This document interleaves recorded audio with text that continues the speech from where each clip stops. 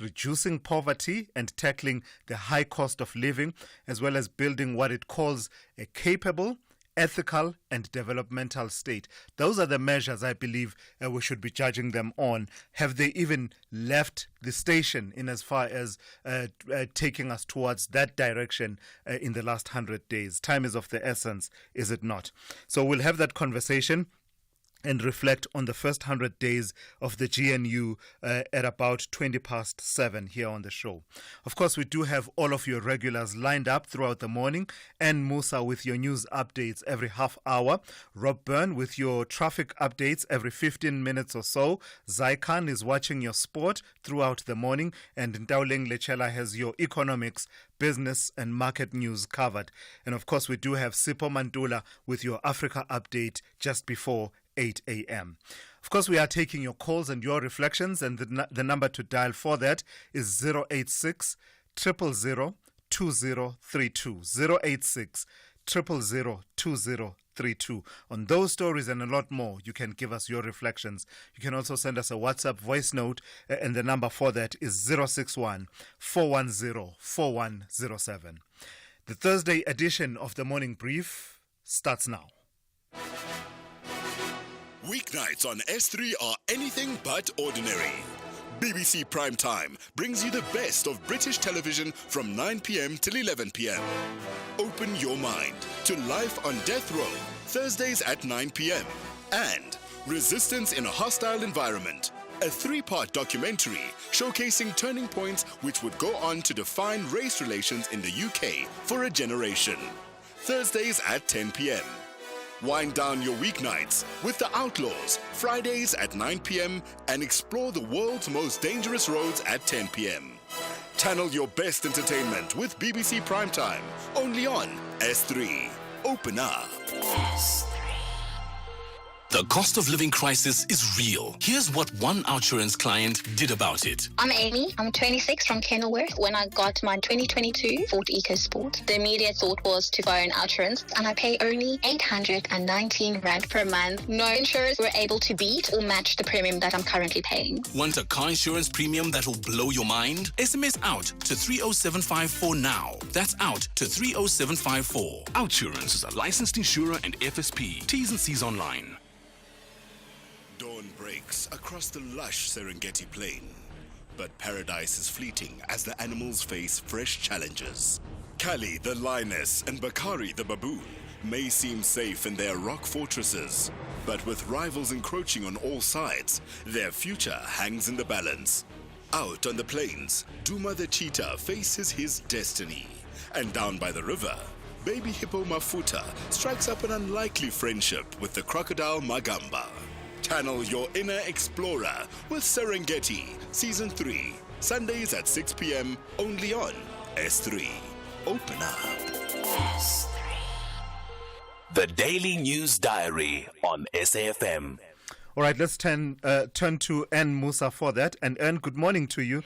It's a big day in Tshwane, is it not? I imagine that story is dominating on your diary this morning. Good morning, Thulas. Yes, it is. So we will be looking at the outcomes of the crucial ANC meeting that was held yesterday, and that was to decide the fate of the City of Tshwane Mayor Elias Brink, who has been in office since March last year, and it came ahead of the motion of no confidence vote against him today. We are expecting the DA to protest outside Tshwane House, and this to show their support for Brink and his administration. We also have reaction from political parties. Action SA has said that the DA can be assured that it will not receive any support from the party during the motion of no confidence vote against Brink. In other stories that we are looking at, there's a march to Parliament by the National Union of Metal Workers of South Africa, and this to protest against the non-compliance of security companies. Some of these companies, some with government contracts, have reportedly failed to provide essential benefits such as pension funds and medical insurance to security workers.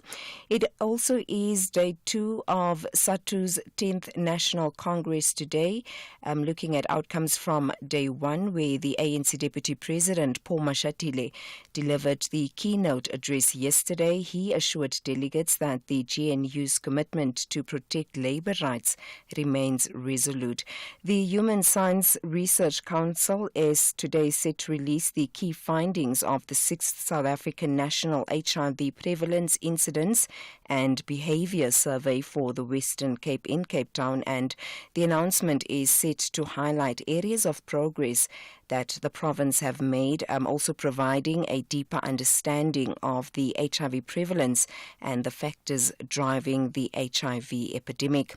More cold weather conditions to hit large parts of KwaZulu-Natal next week, and looking at preparations by the provincial government ahead of the possible snowfall on Monday and Tuesday. The KwaZulu-Natal Department of Cooperative Governance saying that the Provincial Disaster Management Centre will be working with others, and this to ensure plans are in place to deal with any eventuality. And lastly, the trial of the former learner accused of bullying a fellow learner expected to resume today at the Thohoyandou Children's Court in Limpopo. It was postponed yesterday, and the accused allegedly assaulted a fellow learner outside a school, and this incident was captured on video and circulated online. The learner who was assaulted later committed suicide, and all of this happened about 3 years ago. Just some of the stories that we will be looking at throughout the morning. All right, and Musa will be watching those stories and a lot more throughout the morning here on the Morning Brief. She'll be updating you every half an hour, and of course you can catch all of those updates on all the SABC News channels throughout the day, and we'll continue to cover some of those stories even on this show. Thulasizwe Simelane on SAFM.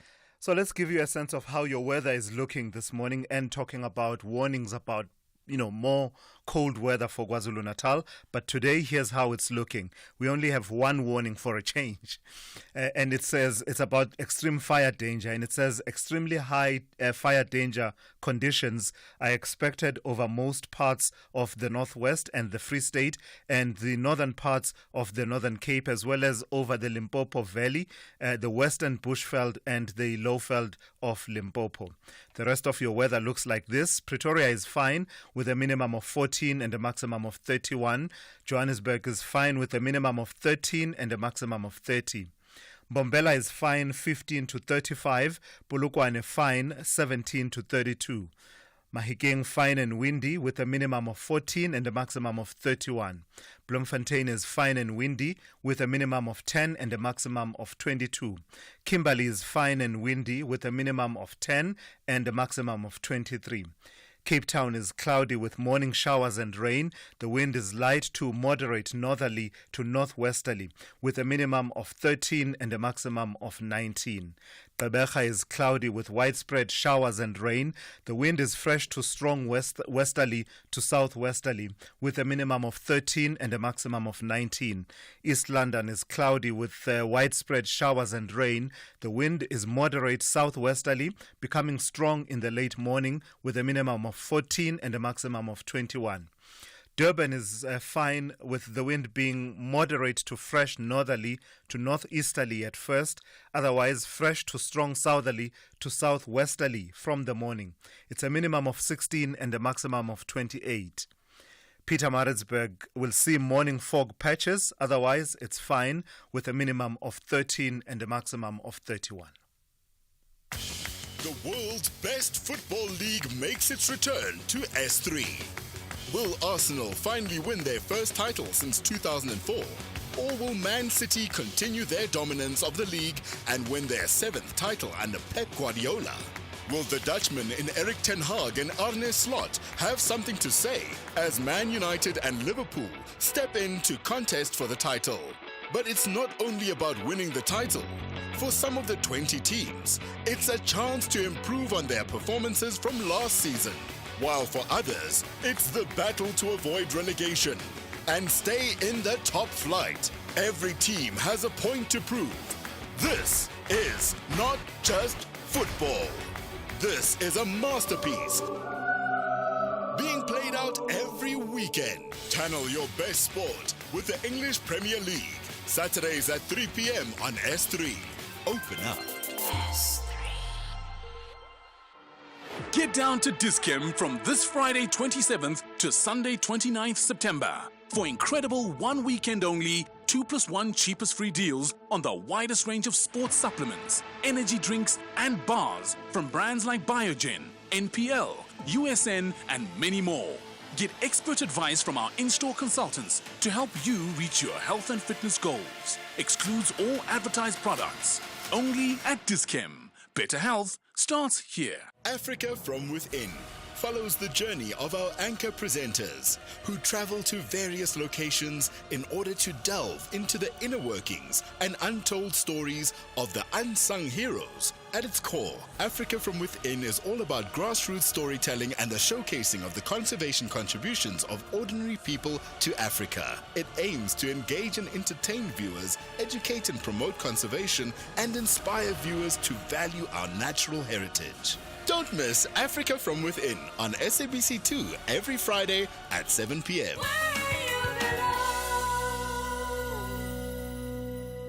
Worldview Update, bringing you closer to international or global news. So for that this morning, let's take you to the heartland of Europe now. And German Chancellor Olaf Scholz's Social Democratic Party finds itself having to look left, far to the left, after it managed to shut the door to power for the right, at least in the political sense. The SPD is now mulling the possibility of working with one of the country's hard left parties to form a coalition to govern the state of Brandenburg. This after it had to dig deep to pull off a narrow and surprising victory against the increasingly competitive far-right Alternative for Germany, AfD, in Sunday's Brandenburg state vote. The AfD, a party championing German nationalism and policies such as mass deportations and Islamophobia, is suddenly buoyant after it won its first ever state election in the eastern state of Thuringia at the beginning of this month. Came out second in neighboring Saxony and had been expected to win Brandenburg. Well, joining me now is Johannes Jongling, who is with the Sub-Saharan Africa Regional Office of the Friedrich Naumann Foundation for Freedom. Good morning to you, Johannes, and I've got to thank you for your time. Why was the election in Brandenburg so important to watch in the context of broader Germany's political orientation and concern about the rise of the far right in the country? Good morning. Germany is heading toward national elections next year, and recent provincial elections have been viewed as a significant test run for the political climate. The far-right party has performed particularly well in those provinces, and even though they don't reach the same numbers on a national level, they are still projected to nearly double their results across the country compared to the 2021 elections. Meanwhile, the three governing parties, the Social Democrats, the Liberals, and the Environmental Party, have suffered considerable losses, signaling discontent with the government. Yeah. What are the reasons we are gleaning as to, the appeal of the AfD, the Alternative for Germany, this far-right party? What are the reasons we are gleaning for its appeal among a sizable proportion of the electorate? There are several reasons why Germans are dissatisfied with the government, including rising house prices, high inflation over the past few years. But additionally, the government must recognize that public discontent regarding Germany's immigration policy is genuine.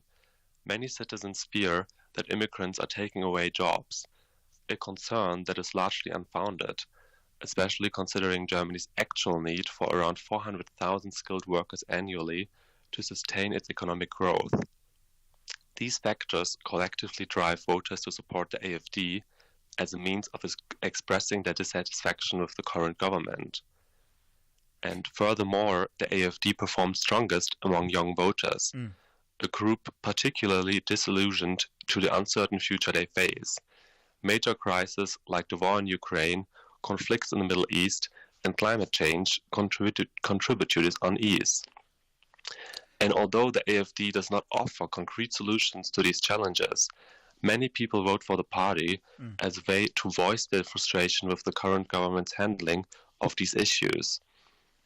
So is the rise of the far right in Germany surprising, given the country's painful history and its subsequent determination to shun extremisms of all kinds? In a broader European context, the rise of far-right movements is not surprising, given their growing popularity in countries like France with the Rassemblement National and Austria with the FPÖ. However, Germany bears a unique responsibility to avoid the resurgence of extremist parties, given its historical context. This makes it all more alarming how quickly some voters seem to forget history. And in the same elections, another extremist party, the far left, BSW, also saw gains, reflecting a worrying trend towards more radical political preferences. And despite this shift, the more moderate parties continue to reject any coalition with the AfD, signaling a clear commitment to isolating extremism from governments. However, as the AfD continues to gain more votes, coalition building is becoming increasingly challenging. In this context, the South African Government of National Unity could serve as a potential model for navigating such complex political landscapes. So we'll talk a bit more about your suggestion that perhaps the South African model is one to look at in terms of building coalitions in a fractured electorate. But let's talk a bit about the Chancellor, Olaf Scholz. Recent surveys show that his approval ratings are at a mere 18%, 1/8, the lowest ever recorded by a German leader. Why is he so unpopular, and what are the implications of his unpopularity coupled with the pressure from parties like the AfD on the elections to be held next year? So firstly, Germany's slow economic growth is fueling widespread dissatisfaction with the government. For instance, car manufacturer VW has announced to shut down factories due to declining car sales, which exemplifies the broader economic challenges. And this discontent is intensified by the so-called robot coalition, a coalition of parties with often conflicting objectives. And these disagreements have led to public disputes, undermining confidence in the government's ability to function cohesively. And one significant impact of the AfD's growing strength is that it pressures the government to modify its policies. Following recent elections, the government reintroduced national border controls. That is a major policy shift. These controls mark a departure from the free border policy that has existed since Germany became part of the Schengen area, which allowed for unrestricted movement between participating European countries. Yeah.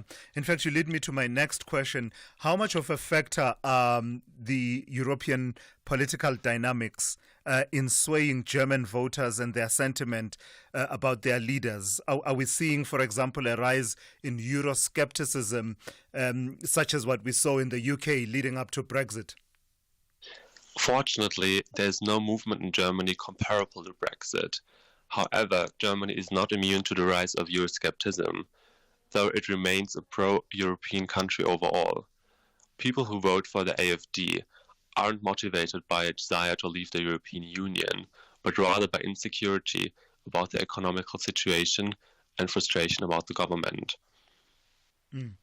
So you were saying that given the desire by the core of the electorate and the political parties to keep out extremisms to the left and to the right out of government, you were saying that as coalition building becomes tricky and difficult, perhaps the South African Government of National Unity model would be one to look at. Explain that a bit more. I mean, they don't have a choice. If they don't want to collaborate with the far left and don't want to collaborate with the far right, then they have to just overcome their political difference in the middle and form a coalition. And I think actually that will benefit the country because it shows we can overcome our differences in order to prevent extreme parties from governing. All right, Avkora, thank you for your time and your insights this morning. That is Johannes Jungling, who is with the Sub-Saharan Africa Regional Office of the Friedrich Naumann Foundation for Freedom. We were just reflecting on the elections that took place. 3 state elections actually took place in Germany in the month of September. In the one state, Thuringia, the Alternative for Germany, AfD, won its first ever state election. In the second election, Saxony, in the state of Saxony, they came out second and had been expected to win Brandenburg. But the Social Democratic Party of Chancellor Olaf Scholz was able to edge them in Brandenburg. And basically, now they look set to form a coalition government there. It's a fascinating discussion if you place it within the context of what's happening in other countries in Europe, what you're seeing with the far right in France, with the National Front, as well as what you're seeing in the United Kingdom. The UKIP of Nigel Farage was a factor in the elections. So that conversation is happening across Europe. That brings us to 6:30. Let's check in with N. Musa now with the latest news headlines. Good morning. Thanks to us. In the headlines, President Cyril Ramaphosa contends in papers that the EFF's bid to challenge the rationality of Parliament's December 2022 decision to adopt the Section 89 panel report into Phala is driven by the party's political agenda. The President and the Speaker of the National Assembly have filed their written submissions in the Constitutional Court seeking a dismissal of the application. City of Tshwane councillors will have 7 days to vote for a new mayor should Cilliers Brink be removed. This comes ahead of the pending motion of no confidence vote against him scheduled for today.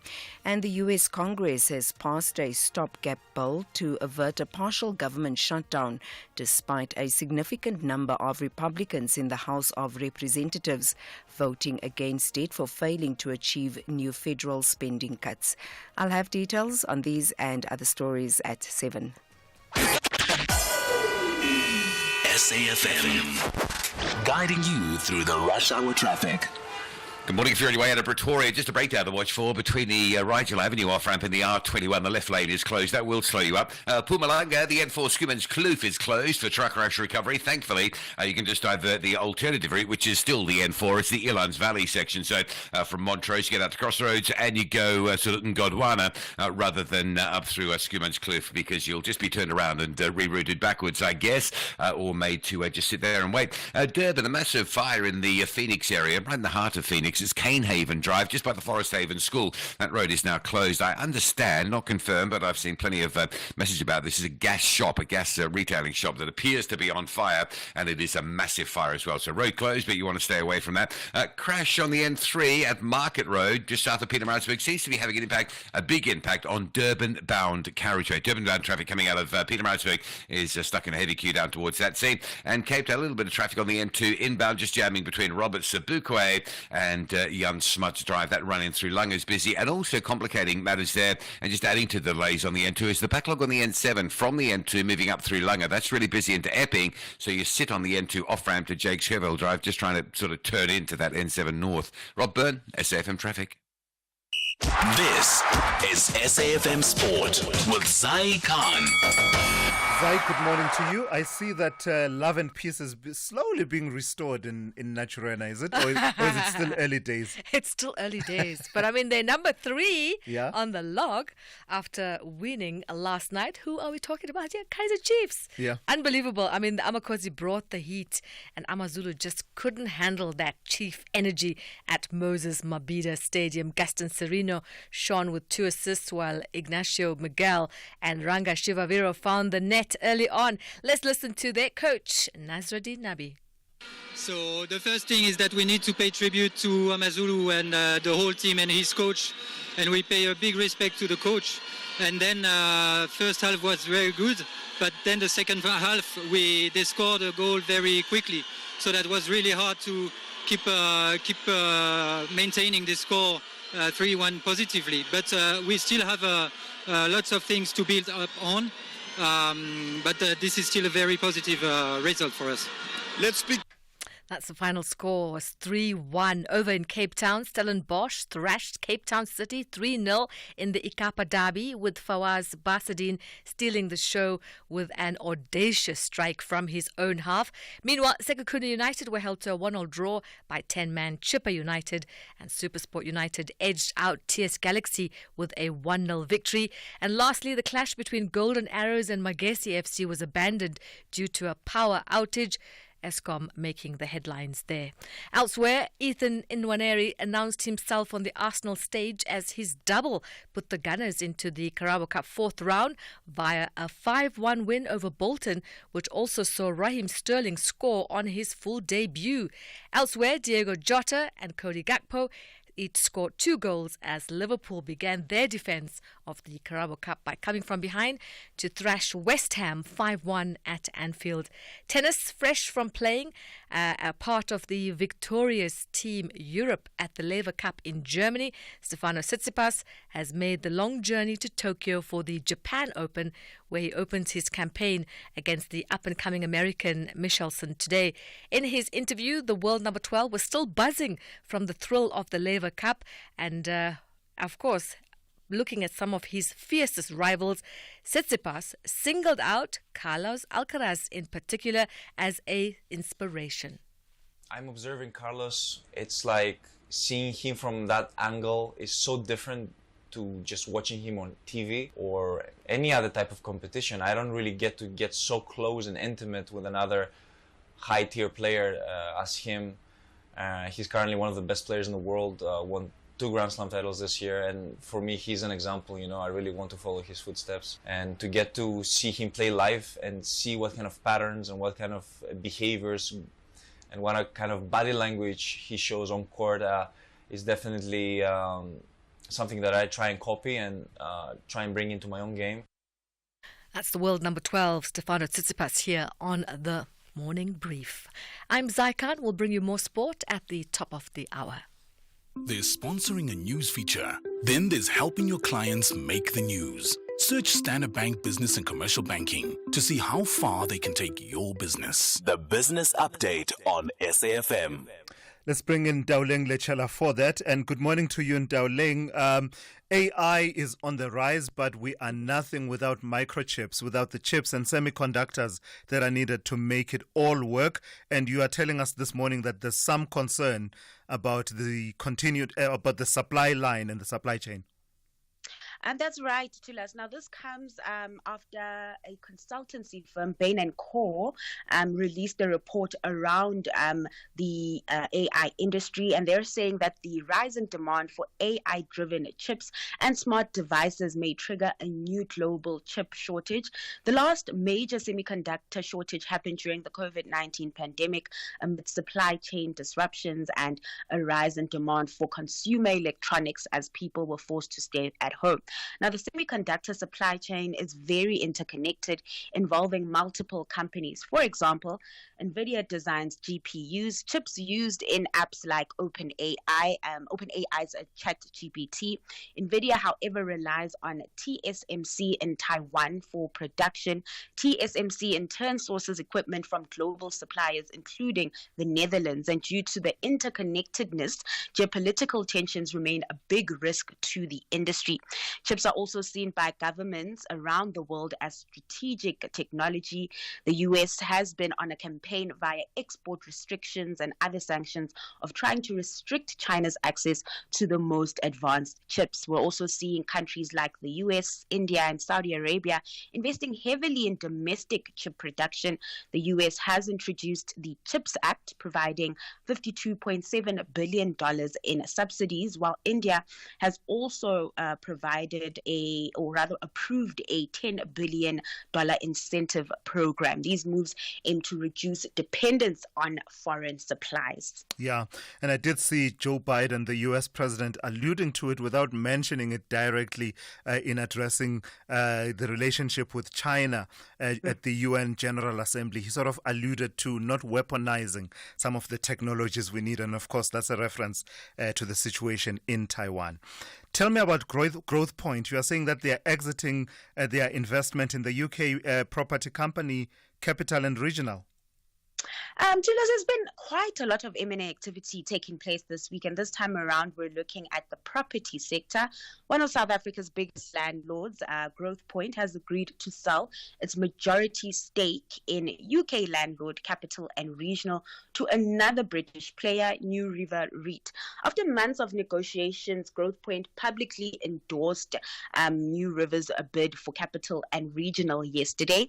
The deal is worth 3.3 billion rand rand and will be paid in cash and shares.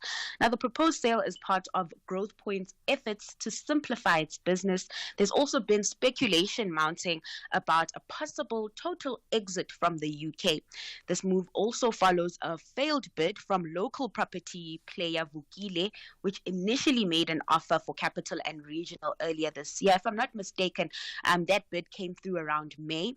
Vukile ditched the deal after it failed to reach an agreement with Growthpoint. Now, once the New River deal goes through, Capital and Regional will be delisted and 40.6% of Growthpoint's property assets by book value will be located offshore, with majority of its assets still based here at home in South Africa.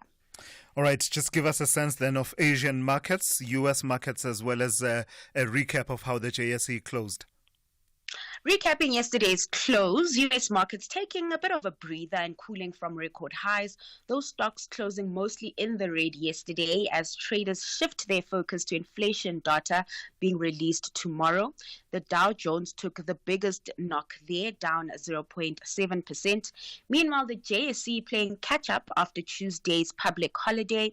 Local markets and the rand hit record highs, driven by the global easing cycle and positive sentiment following the release of the Chinese stimulus package. The all-share closed 1.4% higher, while the rand crossed a 20-month high, trading at 17.22 against the dollar. Over in Asia, markets kicking off the day in the green after a mixed finish yesterday. News around China stimulus and higher bets for future rate cuts also boosting sentiment there. All right, thank you for that. That's Ntaoleng Lechela. Look out for her second update for you on the morning brief in the second hour, and that's coming up just after 7:30, and she'll give you the second of her 3 updates this morning on the morning brief. There's listening to the news, then there's making the news. Grow your business into the next big thing with Standard Bank Business and Commercial Banking. When you choose Standard Bank Business and Commercial Banking, you get access to our business solar loans. Accessing our business solar loans means you get connected to the right supplier for your business and the most feasible tailor-made financing solution. And that financing solution means 8,760 hours of uninterrupted power for your business, sourced directly from the African sun. You see, there's going green. Then there's going green with us. Search Standard Bank Business and Commercial Banking. Standard Bank is an authorized FSP and registered credit provider. T's and C's apply. Call Thulasizwe now, 086 000 2032. All right, let's lead the conversation together. Let's take a few of your comments about some of the topics we are raising this morning. The issue of Celia Sprink and the possibility of a motion of no confidence proceeding today unless an 11th hour deal is struck, as well as the first 100 days of the Government of National Unity. Morning, Thulasizwe. It's Vugani from Devon. Just want to say that I'm glad that the ANC is going ahead with the motion of no confidence in Celia Sprink in Tshwane. The GNU shouldn't be used to protect mediocrity and selective service delivery. We know that Brink is focused on affluent areas for service delivery and townships are ignored. That should come to an end. Thank you. My brother Thulasizwe, good morning. You are speaking to Mr. A.R. Khobuthi in Taung. On this issue of Government of Unity, truly speaking, my brother, I'm still waiting to see Mr. Steenhuisen down in my province. I never seen him. More especially, why I want to see him is because of this, this agriculture sector. It's really dying, more especially in my hometown in Taung. And I hope if you can come this side just to come and see the difficulties that our people are facing, people who are having land. Truly speaking, my brother, the situation is dire. Anyway, it's working, but we want them to do more. Thank you. All right, I've got to thank you for those inputs. Valid and strong views that you are sharing there. Vugani talking about the GNU, saying that it should not be used to shield mediocrity, and also talking about the criticism that he says delivery of services is not equally spread across demographics in the city of Tshwane. Let's see. Of course, when there's a motion of no confidence, there's a debate where the charge against the incumbent is laid out in public, and we all get to find out, because what I've picked up, especially when I spoke to Action SA, my sense was that this is more political than anything else. But of course, they said they will lay it out during the debate on the motion of no confidence, what exactly Celia's Brink has done wrong. And the GNU, you're absolutely right there, Mr. AR. That's one of the undertakings. They're saying inclusive growth. The agriculture sector is key to that inclusive growth. Let's see if Mr. Steenhuisen, the Minister of Agriculture, will be attending to some of your concerns in your area. Mzansi, what has become of our country? Gender-based violence is eating our moral fabric, and we can no longer afford to turn a blind eye. This violence affects us all, occurring in various forms including femicide, which is the intentional killing of a woman because of her gender. It takes place anywhere, anytime, even in our own safe spaces at home. Working together with social partners through the National Strategic Plan on GBVF, the government aims to create a GBVF-free South Africa. As we acknowledge the gains from our 30 years of freedom and democracy, let us also work together to break the cycle of GBVF on our home ground. Call the 24-hour GBVF Command Center number on 0800 428 428 or text *120*7867#. A message from the GCIS. Think bigger than just a banking partner. Think a team of specialized experts supporting you to make better financial decisions to enable your growth aspirations. Think a strategic partnership providing indispensable advice to help you make the right moves. Think bigger. Think Nedbank Commercial Banking.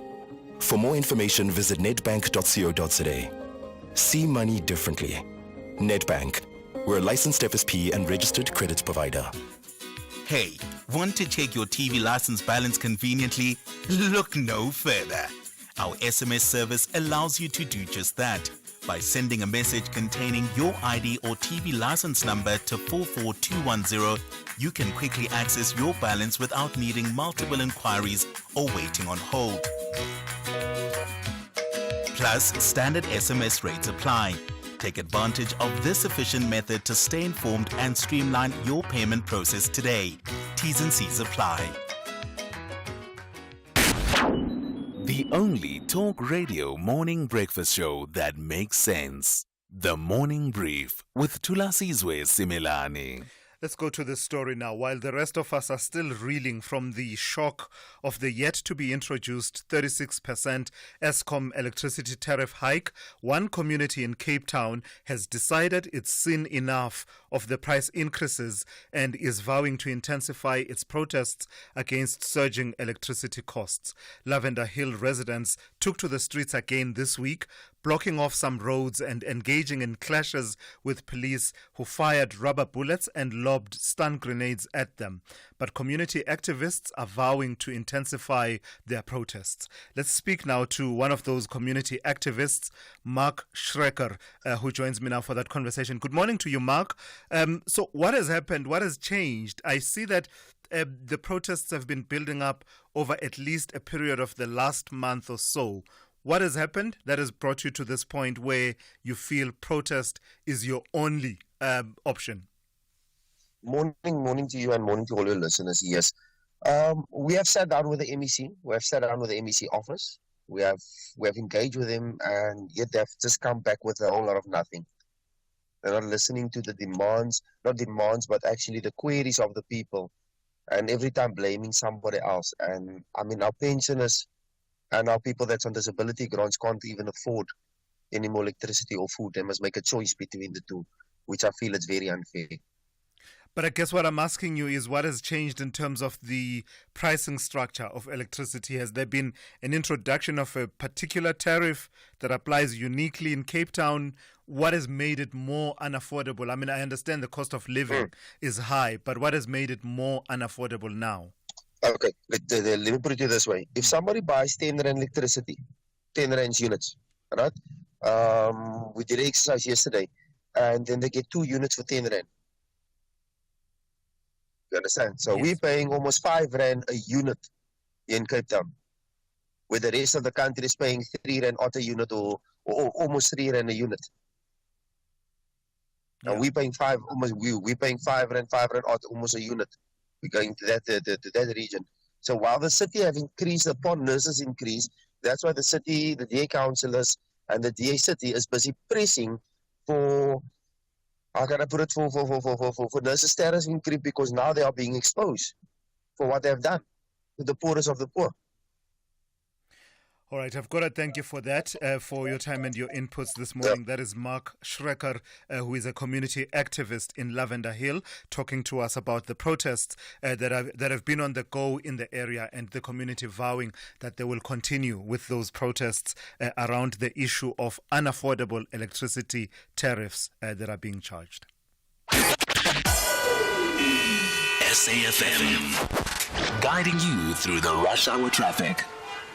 Pretty slow now coming through Randburg through Sunninghill on the N1. It is just under a bit of traffic pressure between Beyers Nordia and the Rivonia Road off-ramp. That's a little bit earlier than what you'd normally expect to sit on that run through. The Mike 1 from Boyston through to Empire Road is busy as it always is. And if you're coming out of Pretoria, breakdown just after Rigel Avenue. So the N1 south from Garsfontein starting to backlog. The crash leaving Pietermaritzburg down by Market Road. That scene has been cleared.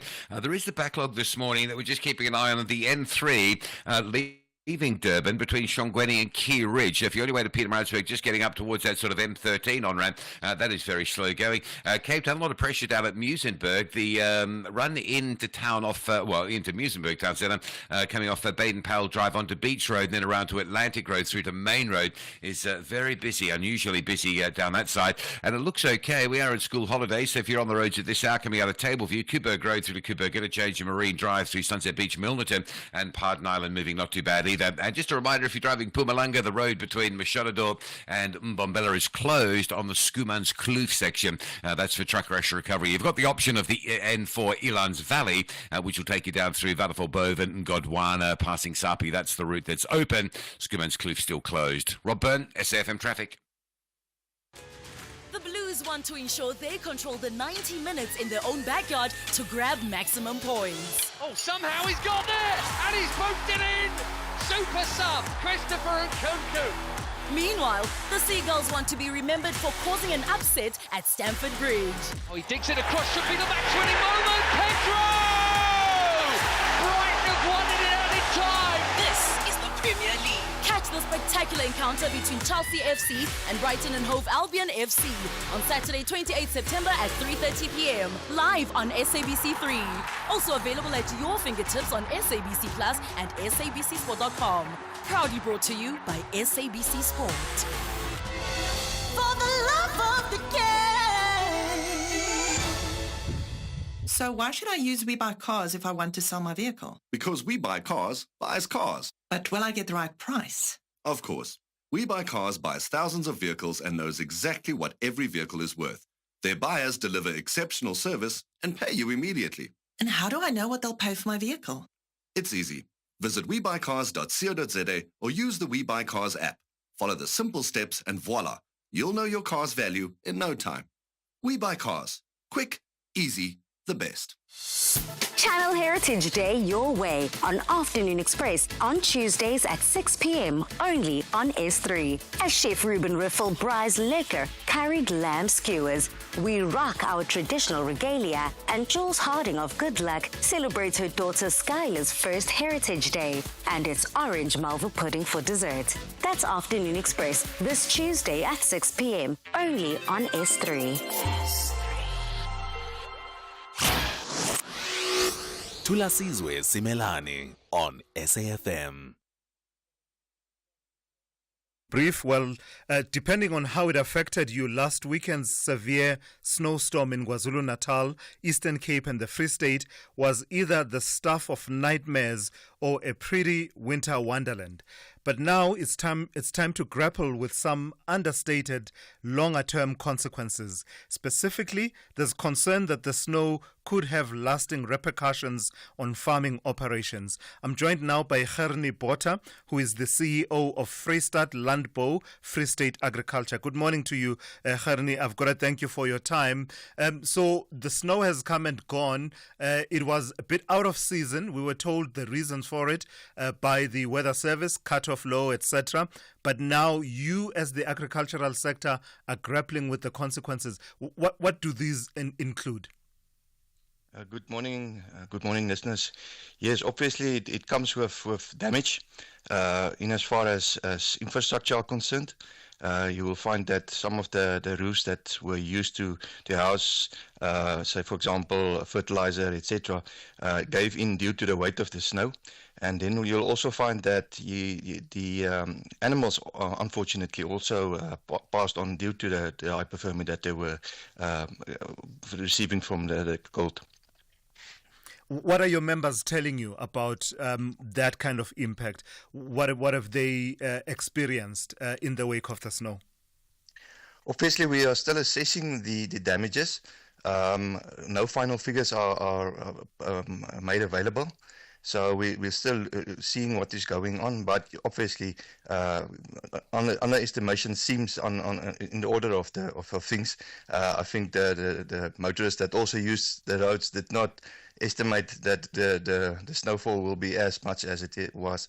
Yeah, and in terms of the crop growing patterns of these provinces that I mentioned, KwaZulu-Natal, Eastern Cape, and the Free State, seasonally. Given that this is out of the ordinary to have this much snow at this time of the year, what would have been the impact in terms of crop production? Well, given it's almost the nearing the end of the season, most of the crops are already past that phase that large damages would occur. Harvesting started in some areas, but yeah, I think the animal production side of things that find it very difficult. And is there a sense on your part, Gernie, that your members and organized agriculture are needing to almost be always prepared for this kind of eventuality, for these kinds of extreme weather conditions? Are you getting a sense that this is happening frequently, with the result that you either have to prepare yourself in terms of how you carry out your operations, your planting seasons, etc., as well as insurance? Well, as always, the farmers' eyes are always on the horizon because of weather circumstances. So we actually do tend to listen to what the weatherman is saying. But as I've indicated, I think this one was a bit of an underestimation. And given the time frame involved, it was a bit late in the season. So obviously it came to us that we didn't expect what was coming. Yeah, and in terms of just needing to be insured, Gernie, I'm just wondering, do events like these emphasize the need for farmers to be insured as businesses, given that eventualities like these are happening almost more frequently than they used to? You know what? Cash flow plays a major role in these type of matters, especially where insurance comes in. And cash flow is not always that available to insure for such events. And some of these events are not insurable. So it creates a bit of a problem where you, in retrospect, think to yourself, listen, I should have perhaps insured myself against such events. Yeah. But at the end of the day, if the cash flow is not there, you won't be in a position to always be insured. And I'm wondering how your members and farmers in general coped with the snow situation, getting from one end to another in instances where people needed help, given how remote some of these farms can be, isolation from one another. We saw videos and pictures of farmers putting shoulder to the wheel in the rescue effort on some of the roads when they were clogged up. But I'm just wondering, how difficult is it to cope in communities that are isolated in the way that farmers are? No, you're quite correct. It's rather difficult in some instances. As you know, the Free State roads are notorious, especially the gravel roads in some areas. And when you couple that with rain and snow, it becomes a rather daunting situation. So yeah, they went out and they assisted where they could. I think they did a tremendous job at the end of the day in assisting those people that were stranded along the roads. Definitely, the farmers are there to help where they can. Yeah. All right. I've got to thank you for your time and your insights there. That's Gernie Botha, who is the CEO of Vrystaat Landbou, Free State Agriculture, talking to me about the impact, the longer-term effects of the snow that we saw over the weekend on farming operations, and just the preparedness to the extent that farmers can infuse a sense of preparedness for these extreme weather events. And that brings us to 7 a.m. Let's check in with N. Musa now with the latest news.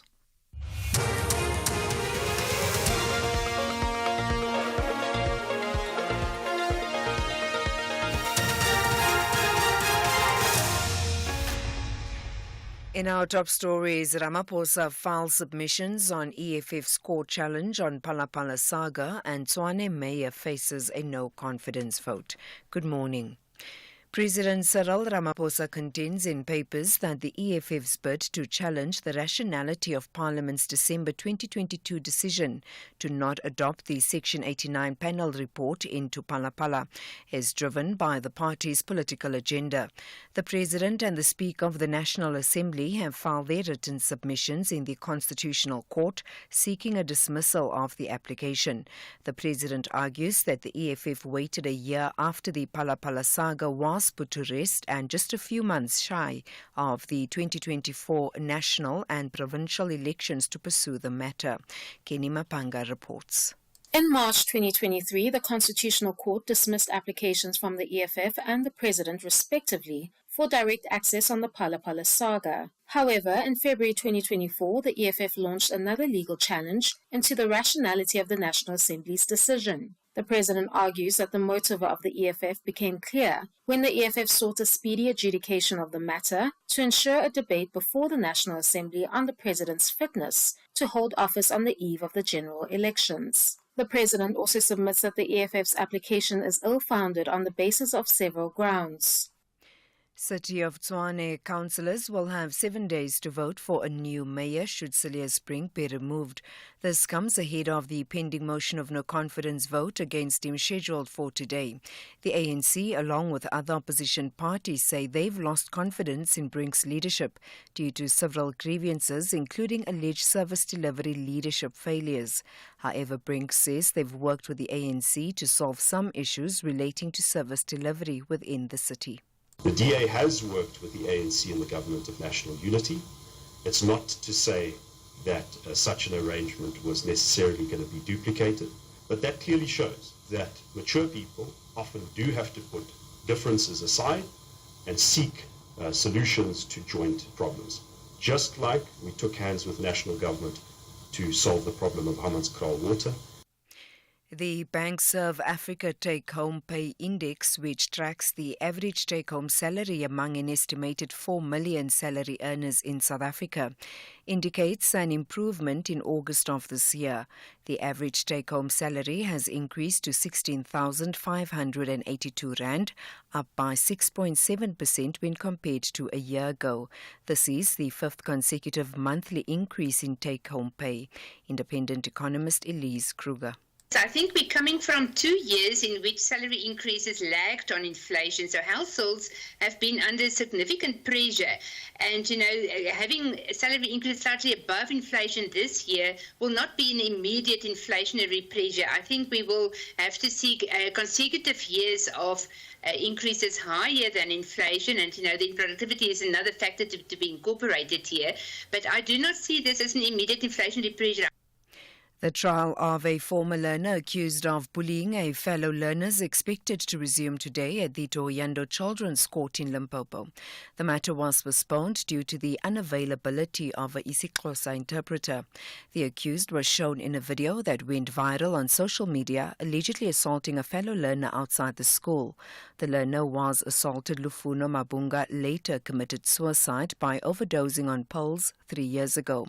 Abafani Muniai reports. The accused is being tried for assault with intent to do grievous bodily harm. The case is being heard in camera with only her parents, a legal representative and the prosecutor present in court. The bullying victim, Rufuno Mabunga, died at the Siloam Hospital after she overdosed with pills. The trial is set for 2 days on Wednesday and Thursday. Further afield, and finally, the U.S. Congress has passed a stopgap bill to avert a partial government shutdown, despite a significant number of Republicans in the House of Representatives voting against it for failing to achieve new federal spending cuts. The package, negotiated with cross-party support, funds the government at current levels until late December. House Speaker, Republican Congressman Mike Johnson also announced additional funding for the Secret Service in the wake of 2 assassination attempts on Donald Trump. We are providing Donald Trump with the protection that he needs in the face of dangerous threats of would-be assassins and terrorist regimes like Iran. That is a new spending amount, $231 million. It will be dedicated to the protection of presidential candidates, and it is limited to that, and it is contingent upon the Secret Service's complete cooperation with our oversight investigations over these assassination attempts.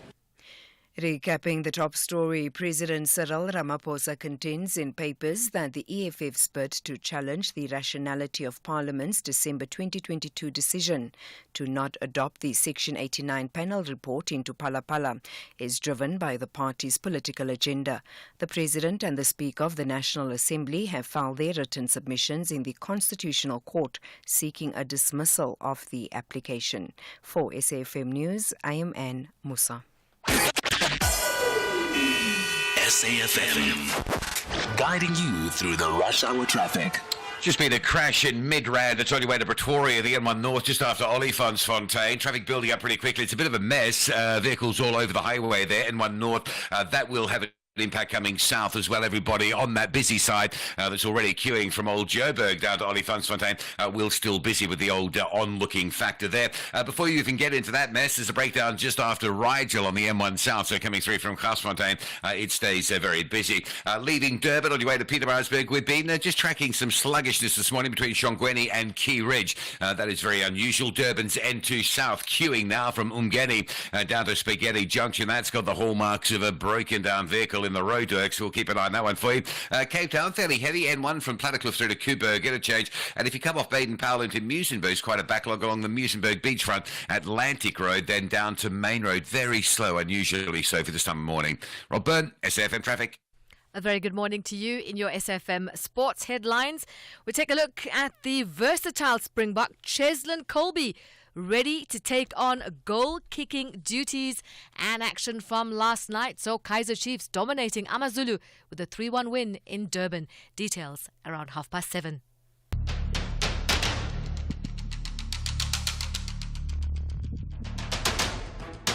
The Morning Brief with Thulasizwe Simelane. Weekdays, Monday to Friday, 6 to 9 a.m. The Morning Brief with Thulasizwe Simelane. Weekdays, Monday to Friday, 6 to 9 a.m. 7 minutes after 7 on this Thursday, the 26th of September, 2024. Good morning, South Africa. This is the second hour of the morning brief here on SAFM. And coming up in this hour, the city of Ekurhuleni is seeking to recoup some 26 billion rand owed by residents and businesses who have been defaulting on their municipal accounts. It's part of the bigger story around the debt by consumers and customers to cities that we've seen over the last few weeks and months tends to then cascade in terms of the municipalities themselves being able to meet their obligations to some of the suppliers, such as Rand Water, for example, and Eskom. So the city is now threatening to switch off the electricity and cut off water for those who fail to pay and do not enter into payment arrangements or apply for indigent assistance. The city's mayoral committee member for finance, Thulasizwe Simelane, is on standby to talk to me shortly. Later on in this hour, we'll talk about this story now, intriguing, coming out of the Kingdom of Eswatini. The Swaziland Solidarity Network is accusing King Mswati III's government agents of attempting to assassinate the president of the kingdom's main opposition, that is Mlungisi Makhanya, by poisoning him. And that alleged poisoning is said to have taken place here in South Africa. So we'll be talking to Lucky Lukele a bit later on, just before 8 a.m. At about 10 to 8. We are always taking your calls, and you can give us a call throughout the hour. And the number for that is 086 000 2032, as well as your WhatsApp voice notes on these topics and others that we're covering this morning. And the number for that is 061 410 4107. The second hour of the morning brief starts now. Becoming Elizabeth is the fascinating story of the early life of England's most iconic queen. With no clear heir, the death of King Henry VIII sets into motion a dangerous scramble for power. Elizabeth's fascinating and factual journey to secure the crown is filled with scheming, betrayal, and illicit relationships that threaten to bring forth her demise. At a time in which every man or woman of the court is on the wheel of fortune, which may take them to a position of great power one moment, or the executioner's block the next. Channel your inner royalty with Becoming Elizabeth, Saturdays at 9:30 p.m. only on S3. Open up. S3. And we went on a water safari, and Mom spotted a hippo, and it said grrr. There is a place where you can see wonder and the wild, with breathtaking scenery and endless landscapes. Enjoy good food and embrace great taste. And the next day we went to the Reed dance. I saw the maidens handing over reeds to the mighty Zulu king, and the Zulu warriors chanting, Baye! Explore all this and more in the magical Zulu Kingdom. This message is brought to you by KZN Tourism and Film Authority. 4 dynamic design duos reimagine and reinvent 4 apartments in a century-old building nestled in the vibrant suburb of Sea Point, Cape Town. Armed with creativity, determination, and a limited budget, the duos fight against the clock to transform this grand old dame into a contemporary masterpiece, all under the critical eyes of an expert judging panel. The winning duo will claim a grand prize of 300,000 Rand, with an additional 100,000 Rand going to the fan favorite team, as voted by viewers. Channel your inner wow with My Design Rules, Sundays at 7 p.m. only on S3. Open up. S3. The Morning Brief with Thulasizwe Simelane. So as the country's government of national unity marked its 100th day in office this week, President Cyril Ramaphosa took to the global stage at the United Nations General Assembly to hail it as, quote, a new era of great promise, end quote. Ramaphosa even went as far as to say that some have called the rallying of South Africans of all races behind the GNU the country's quote-unquote second miracle. But is it though? How has the GNU fared in its first 100 days, especially on the core priorities that it set itself of driving inclusive growth and job creation, reducing poverty and tackling the high cost of living, as well as building what it calls a capable, ethical and developmental state? I'm joined for that conversation by Dr. Harlan Klute, who is a governance expert and research fellow at the University of the Free State. Good morning to you, Doc. Let's start with your characterization of the first 100 days of the GNU. How would you characterize the first 100 days? Dr. Klute, can you hear me? I can hear you. Yes. How would you characterize the first 100 days of the Government of National Unity? I think, good morning to us and good morning to the listeners. I think that the first 100 days, it is still early days, but I think I would agree with the President that I think South Africans, after almost a decade of governance uncertainty, there is quiet optimism that this project must succeed. You know, I think South Africans, but there are millions of South Africans still trapped in poverty, unemployment, and victims of inequality. And so it is so important that governance, that there is elements of success. So I think South Africans are quietly optimistic, wanting this government to succeed, because for many, the dream of 1994 continues to be deferred. Wanting and willing them to succeed is one thing, Doc, but in terms of actual tangibles, have you seen anything? Any tangible movement towards attaining any of the strategic objectives that I listed in my intro within the first 100 days? Because one assumes that when they formed this government, they all understood that time is of the essence. South Africans can't wait anymore. They've got to hit the ground running. I read an article yesterday about the turnaround in Home Affairs in terms of the backlog there, you know, and the enthusiasm there. I think what we have seen is that the new ministers have taken to their new roles with enthusiasm, and I think it puts pressure also on the ministry for people to move forward.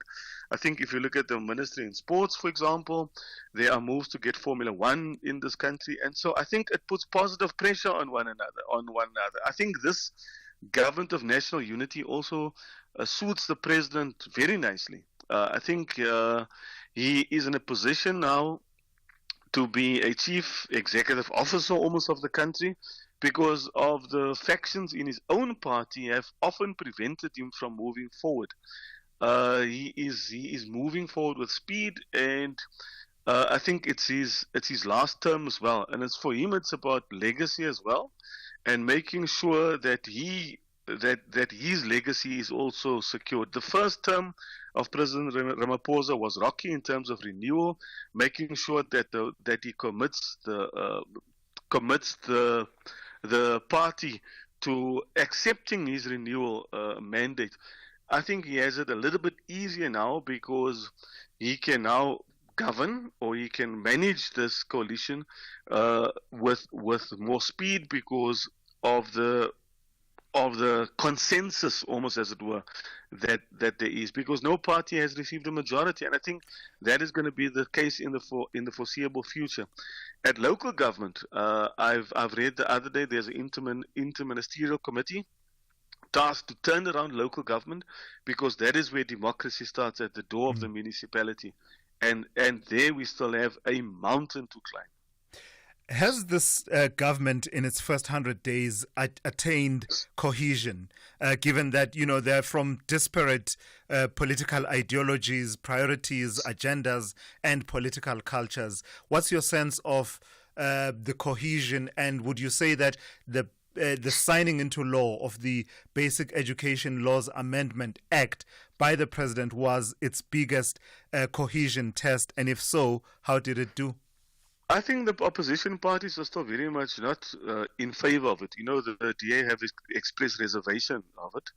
And so it's 100 days, it's still early days, you know. I think we must have this conversation probably within a year and see how we are doing. And the reality is next year is a pre-election year for local government, and so I think the biggest test for the GNU would be next year and the year after that when we go to local government, when we have political parties again polarizing. Although in a government of national unity, it's going to be interesting to see how that pans out, where they have to go to convince their constituencies to vote for them locally. We have also seen moves in certain areas to take the government of national unity down to provincial level and even to local government level, which I expected would have been the case. But parties like what we see happening in Pretoria, in Tshwane, parties Action SA, parties want to position themselves also to make sure that they present a picture to the electorate of getting their hands on power so as to convince the local people or to the electorate locally to vote for them. But local government is where the biggest problem or the biggest challenges lie. Sure. Yeah, and it will be important too, and I suppose that falls within that priority that they frame as building a capable, ethical and developmental state. And it brings me, Dr. Klute, to the one deliverable that I have not seen, and I don't know what your comment is.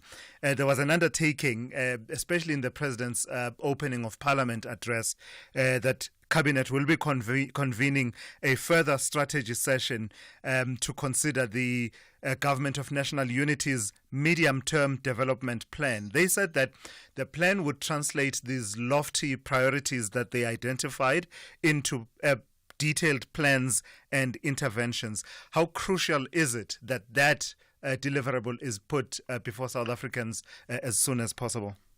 I think the interministerial committee tasked to turn around local government is a start. The president also talked about a national dialogue, and you see you can't talk about a national dialogue without a local dialogue. And so whatever government tries to do, it starts with a local conversation, restoring hope locally, making sure that you have that economic inclusion models locally, making sure that we have fighting unemployment and especially youth unemployment locally. I think the biggest challenge of this government is to turn around education as well. I mean, I read a statistic from the Department of Higher Education that only 7% of South Africans in this country have degrees, and only 11% of the workforce. And so 100 days, although it is significant, it's still very early days. To systemically transform your economy, it takes 4 to 5, even a decade. And so the Government of National Unity presents a new culture of governance, of consensus, and what I like is the one on evidence-based decision-making. And so it's not, I think it's no longer about ideology, but about pragmatism, what works. And I think ministries must go and have a look at, if Home Affairs in 100 days could turn around the backlog, what is it that they are doing right there and that we can learn from and then transform local government? Because that, again, I keep repeating this, but local government is where the rubber hits the road. Absolutely. Yeah. All right. Thank you. I've got to thank you for your time and your insights this morning. That is Dr. Harlan Klute, who is a governance expert and research fellow at the University of the Free State, talking to me about the first 100 days of the Government of National Unity. I am also taking your calls and WhatsApp voice notes on that topic and others, your own reflections. You are the one who's lived under the authority of the Government of National Unity for at least 100 days. How has it been? What have you observed? What do they need to do more of, and what do they need to do less of? Are they delivering on the priorities that they put before us at the start of this journey? Give me a call, 086 000 2032. Also, your WhatsApp voice notes, 061 410 4107. Africa from Within follows the journey of our anchor presenters who travel to various locations in order to delve into the inner workings and untold stories of the unsung heroes. At its core, Africa from Within is all about grassroots storytelling and the showcasing of the conservation contributions of ordinary people to Africa. It aims to engage and entertain viewers, educate and promote conservation, and inspire viewers to value our natural heritage. Don't miss Africa from Within on SABC2 every Friday at 7 p.m.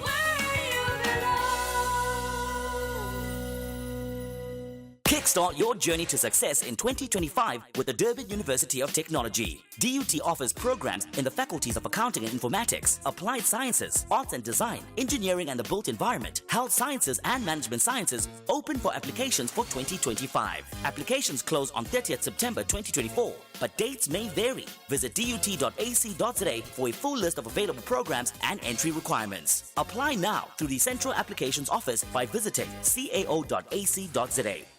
There will be humongous fighting spirit accompanied by high emotions, tension, and drama. Because this is a meeting of giants. Golden Black targets maximum points as part of the Heritage Month celebrations. But Cabo Yellow says the Yellow Nation only gets impressed by victory. This is the Betway Premiership. Witness the massive clash between Kaizer Chiefs and Mamelodi Sundowns on Saturday, 28 September at 2:30 p.m. Live on SABC1 and SABC radio stations. Also available at your fingertips on SABC Plus. Proudly brought to you by SABC Sport. For the love of the game. Call Thulasizwe now. 086 000 2032. All right, at the start of this hour, I did tell you about the city of Ekurhuleni seeking to recoup some 26 billion rand owed by residents and businesses who have defaulted on their municipal accounts. We were meant to be speaking to the mayoral committee member for finance, Thulasizwe Simelane. We're just battling to get hold of the MMC at this time, but not to worry. Let's bring in some of your calls now, reflecting on some of the topics we've covered on the show this morning. Let's start with Langa out in Pinetown. Good morning to you, Langa. You want to talk to me about the Government of National Unity? Good morning. Yes, the Government of National Unity, if they are all united together, they should give us the land now, because they are all united together. They know the source of the land that will empower the black nurses who are unemployed. We are not asking for hectares. We are also asking for plots to have normal land and normal roads so we can get rid of unequality. That's what they need to do now. It's working. GNU is working perfectly. Yeah. Now they need to concentrate about the issue of the land. I imagine that would be one of those difficult ones to find consensus, right? Given where, and I know that it is about seeking consensus, sufficient consensus, not always agreeing on everything. But the issue of the land, I imagine, would be really difficult given the ideological positions of the various parties in that group of 10. Thank you. That's the problem with the GNU. That's why it will not work. Because one message will be looking for land, one message will be looking for a GNU unity. That's why those two big parties will fall after that. Thank you. All right, I've got to thank you for your inputs this morning. That's Langa in Pinetown. Let's speak to Churchill, who is in Mthatha. And Churchill, good morning to you. You also want to talk about the first 100 days of the Government of National Unity. Yes, my brother. Thank you very much. Yeah, look, in my view, I think as South Africans, it would be very naive of us to think that the GNU is going to be a panacea to all our problems. Look, the ANC has been in power for almost 30 years, and in my view, I would say they slept on their laurels in implementing fully their most progressive policies of improving the lives of the black majority that have been affected by apartheid. But now in this GNU, yes, it's a good thing because the ANC most of the time has been corrupt. It's a good thing to have a party that is anti-corruption, that has been in opposition, right in government. But at the end of the day, now they're going to face a lot of resistance in implementing their most progressive policies. For instance, you have seen with the ANHI, you have seen with the Bella Bill, and so on and so on. So we must expect such things are going to happen in this very GNU. So as South Africans, you must know that. Yeah. All right, I've got to thank you for that. That's Churchill out in Mthatha. Let's bring in Tebogo Selwane, who wants to talk to me about the Boardwalk urban village residential area, that area that burnt, that had a fire starting just a day ago. Good morning to you, Tebogo. You actually live in the area. Just take me back to what you witnessed and where we are today. Tebogo? Good morning. Yes, I've got you now. My voice is very bad. Excuse me for that. Morning. So basically yesterday, the company Mafadi offered a package to say, guys, please send us I think you guys sign in a form and we'll give you your deposit back and you'll find your own way out. So we had a bit of a rumble and tumble yesterday as they put us in a difficult position. So the MMC arrived and we tried to make plans, and then we got a couple of people accommodation. We had NGOs coming and offering accommodation to neighboring people. We got more help from Mafadi. They let us go and let us dry out. Yeah, but it was an extraordinary event, Tebogo, and your role in it is still a lot of reflection on the role that you played. Just talk to me about what was going on in your mind as you were, rushing in and trying to alert fellow residents that there's a fire and trying to get people out as quickly as possible. Well, there was a lot of commotion where people tried to save a lot of the things, but obviously we had to stop as many people as need to go in, just a lot of pain, people crying, emotions were very high, it was a shock, and, you'd have to be on the ground to feel that position and what was going on. People were confused. They just getting woken up from shouting smoke. So it was a very sad day, but more commotion. And till today, we still don't understand, how could that happen in such a safe neighborhood and residential area that we thought it was. And just tell me about your efforts specifically with regard to your neighbor. And just hearing the commotion at first and the actions that you took immediately after that. So basically, I got woken up. Not woken up. I was on the phone getting out of the story, and at my door. The smoke was actually in my ceiling at the time as I said, so I saw it and got out. And then we tried to break the door. And we couldn't break the door, so I broke the glass and tried to open the window from inside, but with my hand. But we couldn't do it because as I opened, the smoke was so thick and it came out. And we ended up breaking the door eventually with the building manager, security, and one of the guys. It was so heavy that we couldn't see anything inside. And besides that, we didn't go inside. As we opened, the smoke came so hard to us. So we walked, and then I suddenly saw fire on top of the roof. So then we started running and kicking the people's doors and shouting in all three passages, bottom and top, to get everybody out. So that's how it started to begin. But the thing that shocked me so today is how quickly the fire caught. As soon as it touched the roof, in less than 5 minutes, the whole building started burning. The whole top floor started burning. Yeah.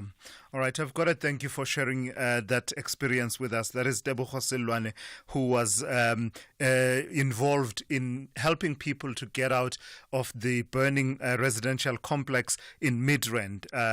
That incident happened yesterday, and he was relating just how he became aware that something was going on and the efforts that he undertook with other residents as well. And still a lot of dealing with the fallout from that fire now for the residents of that residential complex now needing to be housed elsewhere and dealing with their losses in terms of the property and the likes.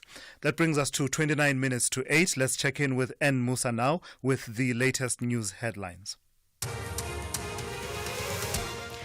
Good morning. Thanks to us in the headlines, the SACP has deemed as divisive and isolating ANC Deputy President Paul Mashatile's assertion that its General Secretary Solly Mapahila is the only one who's unhappy with the government of national unity. President Cyril Ramaphosa contends in papers that the EFF's bid to challenge the rationality of Parliament's December 2022 decision to not adopt the Section 89 panel report into Phala is driven by the party's political agenda. The President and the Speaker of the National Assembly have filed their written submissions in the Constitutional Court seeking a dismissal of the application. And the UN Secretary General Antonio Guterres has warned that all hell is breaking loose in Lebanon at an emergency session of the UN Security Council. This follows days of cross-border fire exchange between Hezbollah and the Israeli Defense Force. I'll have details on these and other stories at 8. SAFM, guiding you through the rush hour traffic. Good morning. A crash on the N1 North through Midrand just after Olifantsfontein Road. Traffic's pretty heavily backed up on your way to Pretoria. That's going north on the southbound. Everyone having a look. So the big volume side, quite heavy from Brockfontein down through Olifants towards New Road. Before you get there, the N1 South is back coming out of Pretoria with a breakdown after Rigel. So traffic stays busy from Atterbury Road. Broken down vehicle on Joburg's N3 north at Buccleuch. That's really heavy this morning, just north of Galilees, up through Edenvale, passing Alex and through Limbre Park. That all gets really heavy until you get into basically the Buccleuch interchange. And a pedestrian's been knocked down. In fact, there may be two on the N12 west at Kingsway. There's a problem there on the ramp from Kingsway as well as on the main carriageway. Durban's N2 south heavy from Umgene Road. A broken down vehicle, as we predicted, is the problem before you get to Spaghetti Junction. And the N3 up towards the Key Ridge on your way to Pietermaritzburg, staying slow as well today. Cape Town, the M5 pretty heavily back from Rondebosch through to the Kuiberg interchange area. And Malabongwe Drive just starting to slow up again, coming out of Rivergate towards the N7. Could well be another day of traffic light problems at that Dunoon Bridge system. With your traffic update, I'm Rob Byrne. This is SAFM Sport with Zai Khan. I keep saying, Zai, let's watch Russ's hand very carefully. Watch it closely, the magician's hand. Ooh. He's up to something. You and I know Cheslin Colby for his darting runs, penetrating runs. Right. But it seems Russi has other ideas now. I mean, Russi's got more tricks than a rugby magician. I don't know. Yeah. I'm just hoping that Cheslin Colby can do it all, because he can, right? From side steps, like you said, to scrums, now kicking. I'm going to be watching this intently. And I guess if anyone can deliver under pressure, it can be Colby. And that's Cheslin Colby, proving to be the ultimate Springbok wildcard. And he's got another challenge lined up, goal kicking, known for his speed. Colby says he's ready to step in as the backup kicker for Saturday's Rugby Championship decider against Argentina. With tips from the likes of Henry Pollard and Mani Libok, Colby is confident he can deliver if needed. No, I'm comfortable with it. I think I've been training and working on it throughout this season, and obviously getting a bit of tips and advice from guys like Andre Mani and Coach Tony as well, which definitely helps me and gives me that bit of confidence. As I said, I'm comfortable in doing so, and I've been working on it, which is good. You never know what can happen on the day, and if that does happen, then as long as I'm confident. Soccer action. Kaizer Chiefs are back in the winning groove, securing a 3-1 victory over AmaZulu at Moses Mabhida Stadium. Gaston Serino shone with 2 assists, while Ignacio Miguel and Ranga Shivaviro found the net early on. Over in Cape Town, Stellenbosch thrashed Cape Town City 3-0, and that was the Cape Town derby. Fawaz Basadine stealing the show with a strike from his own half. Sekhukhune United were held to a 1-1 draw by 10-man Chippa United. Supersport United edged out TS Galaxy with a 1-0 victory, and the clash between Golden Arrows and Magesi FC abandoned due to a power outage. Elsewhere, Ethan Nwaneri announced himself on the Arsenal stage as his double put the Gunners into the Carabao Cup 4th round with a 5-1 win over Bolton. And elsewhere, Diego Jota and Cody Gakpo each scored 2 goals as Liverpool began their defence of the Carabao Cup, coming from behind to thrash West Ham 5-1 at Anfield. Cricket, the Proteas T20 cricket captain Aiden Markram expects some top-order batting tweaks rather than a full makeover when his side takes on Ireland in a 2-match 2020 series in Abu Dhabi starting tomorrow. While they may not face the same examination from a spin point of view against Ireland, Markram says they will not underestimate their Irish counterparts, who he believes have grown immensely in the past few years. Yeah, I think the squads are pretty different. We've got some guys coming in and joining the T20 squad that obviously we'd like to see in the 11 and playing. So it's only 2 games. So from an opportunities point of view, I'd like to think we'll hopefully back the same sort of batting unit for the 2 games. The guys are obviously available in here. So pretty much that. I can't see a massive reshuffle, but definitely get a few fresh faces in that weren't part of the ODI series and see what energy they can bring for us. That's Proteas T20 cricket captain Aiden Markram here on the Morning Brief. More sport, top of the hour. I'm Zai Khan. The Business Update on SAFM. And let's bring in Daoling for that. And Daoling, you've got some company news. I see that Prosus is selling its stake in China's online travel agency, Trip.com. That's right, Thulas. Now, it's said that Prosus has decided to ditch Chinese travel firm Trip.com. In a U.S. block trade, Prosus sold 14.5 million of the company's shares at just over $51 per share. Prosus had been gradually selling these shares over the past few months. The exit comes as investor confidence in China dwindles as the economy struggles to recover. Prosus's divestment of its Trip.com stake comes hot on the heels of Walmart's $3.6 billion sale of its stake in Chinese e-commerce company JD.com Holdings, concluding an 8-year collaboration. Prosus's parent company Naspers says it's still bullish on China, but it has been selling down its stake in Chinese gaming giant Tencent to fund other corporate activities. Naspers initially invested $34 million for nearly half of Tencent in 2001 in what became one of its most successful investments. Now, Chinese stock markets have been under pressure with issues like deflationary risks, a lingering real estate crisis, and waning international investor confidence in Beijing weighing on sentiment. The government and central bank are trying to turn things around, unleashing new stimulus this week. Measures which are said to boost the economy. It'll be interesting to see how that plays out, as some analysts and investors believe that more has to be done to really boost activity there. And in other company news, I see that Amplats may be the world's biggest platinum producer, but it's crashed out of the top 40 in the JSE. Yes, now that index tracks the 40 biggest companies on the JSE, ranked by market cap. And over the past year, Amplats has shed almost R1 billion in value, reflecting a 33% decline in its share price year to date. The move comes as PGM miners have fallen out of favor due to 3 consecutive years of declining metal prices that have contributed to high costs, weighed on operations and profits.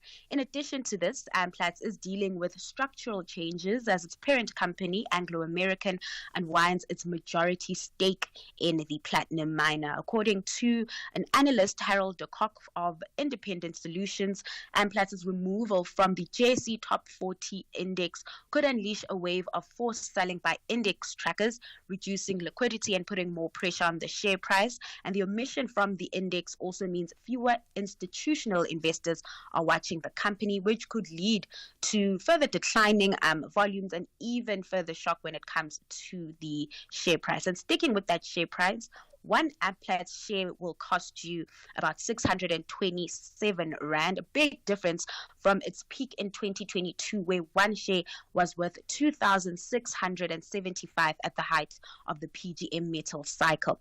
Amplats' position on the top 40 has been replaced by retailer Pepco. Interesting. Recap for us then, Daoling. The US close Asian markets as well as the JSE. So Asian markets remain bullish. China's stimulus measures are driving sentiment, although questions linger there about the effectiveness due to the lack of complementary fiscal measures. With that, we're seeing Hong Kong's Hang Seng leading the gains, climbing 2.8%. The Japanese Nikkei up a similar margin, rising 2.4%. In Wall Street, futures are in the green, reversing yesterday's losses. The next big market-moving catalyst is the PCE print being released tomorrow. This is known to be the Fed's preferred inflation gauge. Back at home, we had an upbeat finish with the JSE hitting a record high, the all-share nearing the 86,000 point mark at the close, reflecting an increase of 1.4%. The Rand also trading stronger, crossing a 20-month high. It's sitting at 17.21 against the dollar. I feel like I've let you down. No cheesy line thus far. There's no cheesy line. That's one more hour to go.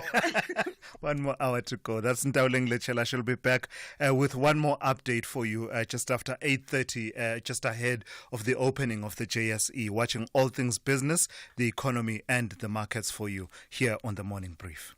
Africa Update on SAFM. And for that, let's bring in Advocate Sipho Mantula. Good morning to you, Raz. So let's start in Tunisia. It would seem that trouble is not only brewing, but actually manifesting for at least one of the presidential candidates just some days before the presidential election. Refreshing morning to us and Jumbo Africa to the listeners. Indeed, what we saw yesterday, the Tunisian court sentencing one of the presidential candidate, Ayachi Zamela, to 6 months on the charges of falsifying documents. His lawyers are saying that this is the second prison sentence against him in a week, just before the presidential elections. Remember, we've been updating our listeners on Tunisia Decides on the 6th of October. So it is important when you look at this, what you can call a challenge to these opposition leaders who are facing the Professor President Kaisa Said, who the Electoral Commission has been on his side. So we'll watch and observe this space to us as Tunisia are going for the elections next month. And a similar theme in the Great Lakes region, in the DRC, more arrests and of political prisoners. And I see that there have been protests now demanding the release of political prisoners. That is very true, and these are your two leaders who were arrested for insulting the head of state, which is Felix Tshisekedi, as well as a former member of parliament, or who was a presidential candidate in the last year elections. Kikuna, Mike Mukebai, who was a former member of parliament, and the leader of Alliance for Change of Party, Jean-Marc Kabunda. These are members who have been charged to last and arrested, and hence there was a protest yesterday in the capital city, Kinshasa. Interestingly, others are saying DRC wants to join the UN Human Rights Council, and these are the issues that have been leveled against them, that we are still holding some of the political leaders, activists in the famous prison, the Makala Central Prison in the DRC, where it is holding more than 12,000 people, which has only 1,500 capacity to last. So it is a challenge in the DRC when you look at the civil rights compliance by the government of Tshisekedi. Yeah. In news relating to our neighbor to the southwest of the continent, Angola, I watched the U.S. President Joe Biden's speech at the UN, and immediately or thereabouts, it was then announced that he's going to keep his promise of visiting the African continent before he wraps up his term in office. That is quite true, and we should also be very interested about this visit to us, looking at that. This visit comes also that he will first travel to Germany. He will also engage Germany on the conflict in Russia and Ukraine. But Angola is next month on the 13th and 15th, where they are going to be engaging on bilateral issues with President Joao Lourenço. So it is important for us to understand that the Africa Summit of 2022, Angola was also one of the key countries of interest for the U.S. And others are saying, is it because the U.S. is looking at China and Russia's influence in the SADC or in the Sahel? Now they are moving towards the SADC region. And this is an important visit. As you have said, he has raised it also in his final address at UNGA at 79. Yeah, and this next story is has links to South Africa, but also to other countries that used to be known as the frontline states. So your Zimbabwe and your Zambia's, the return repatriation of the mortal remains of South African exiles who died while living in those countries. So that's very interesting. I think this is a very emotional story and at the same time historical. It also saying that is it the closure of a chapter of families like your Advocate Dumanok of the ANC, Edwin Letsholo Makoti of the founding member of the PAC, Todd Machigiza, and the Tiro family, who I saw on the list of 49 remains that have been brought from Zambia and Zimbabwe. Others were saying that delay of yesterday to arrive late, and even people to breach the protocol by going to that aircraft when it landed at Waterkloof. It shows the emotional attachment that people had with their families. When I looked at the numbers, like I said to you, 49, Zambia, Zimbabwe, there had to be cultural rituals that had to be conducted to last. It might have been time in those countries that were delayed, but I think for South Africa to receive those remains was very important. And tomorrow, it's a homecoming ceremony at Freedom Park, and that's how we'll be tracking this story as part of Africa Update Report. Yeah, and there are many more graves of South Africans across the African continent. Tanzania comes to mind, and just one of the Angola. issues that struck me is how well those graves are looked after, particularly in Morogoro in Tanzania, just how well they've done in looking after those graves. Lastly, in your historical archives, Sipho, you're looking at 26 September 1936. What happened in the village of Mbongweni, Mbizana in Pondoland? If she was alive, Thulas would have been 88 years. That is Nomzamo Winnie Madikizela Mandela, who was born on this day. Very important to look at the life and times of Winnie Mandela. I thought since it's Heritage Month, the popular culture of Winnie Mandela is that he's been featured in various movies. His name appearing in popular culture of movies in this country. And that's how the young people need to understand the life of Winnie Mandela. 2007 in Canada, there was The Passion of Winnie that came out as an opera based on her life. You look at The Long Walk to Freedom also of Nelson Mandela. Winnie Mandela also appeared as one of the characters in that. So it is important when you think of Winnie Mandela on this day to us that if he was alive, what would have been his thinking of 100 days of the GNU? Yeah. If one looks at the current challenges that we are facing in this country. Asante sana Thulas, as we're still in the conversation, SFM observing the Heritage Month. Thank you for that, Sipho Mantula, with your Africa update there, just giving you a flavor of some of the stories dominating headlines across the African continent. Weeknights on S3 are anything but ordinary. BBC Primetime brings you the best of British television from 9 p.m. till 11 p.m. You love drama? Then step into the world of Luther as he cracks down on criminals terrorizing the streets of London Monday to Wednesdays at 9 p.m. Top Gear will have you falling in love and rolling in laughter as Jeremy Clarkson and his team take you on an automotive journey like no other, Monday to Wednesdays at 10 p.m. Channel your best entertainment with BBC Primetime, only on S3. Open up. S3. And we went on a water safari, and Mom spotted a hippo, and it said, "Grrr." There is a place where you can see wonder and the wild, with breathtaking scenery and endless landscapes. Enjoy good food and embrace great taste. And the next day we went to the Reed Dance. I saw the maidens handing over reeds to the mighty Zulu king, and the Zulu warriors chanting, "Baye!" Explore all this and more in the magical Zulu Kingdom. This message is brought to you by KZN Tourism and Film Authority. Okay. They actually did it. I mean, I've seen it done in other countries, but now they have a whole new local season of the show. Oh, Mzansi, you beautiful, amazing land with diverse families and cultures. Wife Swap South Africa is finally here. Tune in from Monday the 9th of September and see how families from across South Africa swap wives and learn a thing or two or three on how other families operate. There will be disruptions, lessons learned, tears, and smiles in this unique and insightful social experiment. Channel your best entertainment with Wife Swap, Mondays at 6 p.m. only on S3. Open up.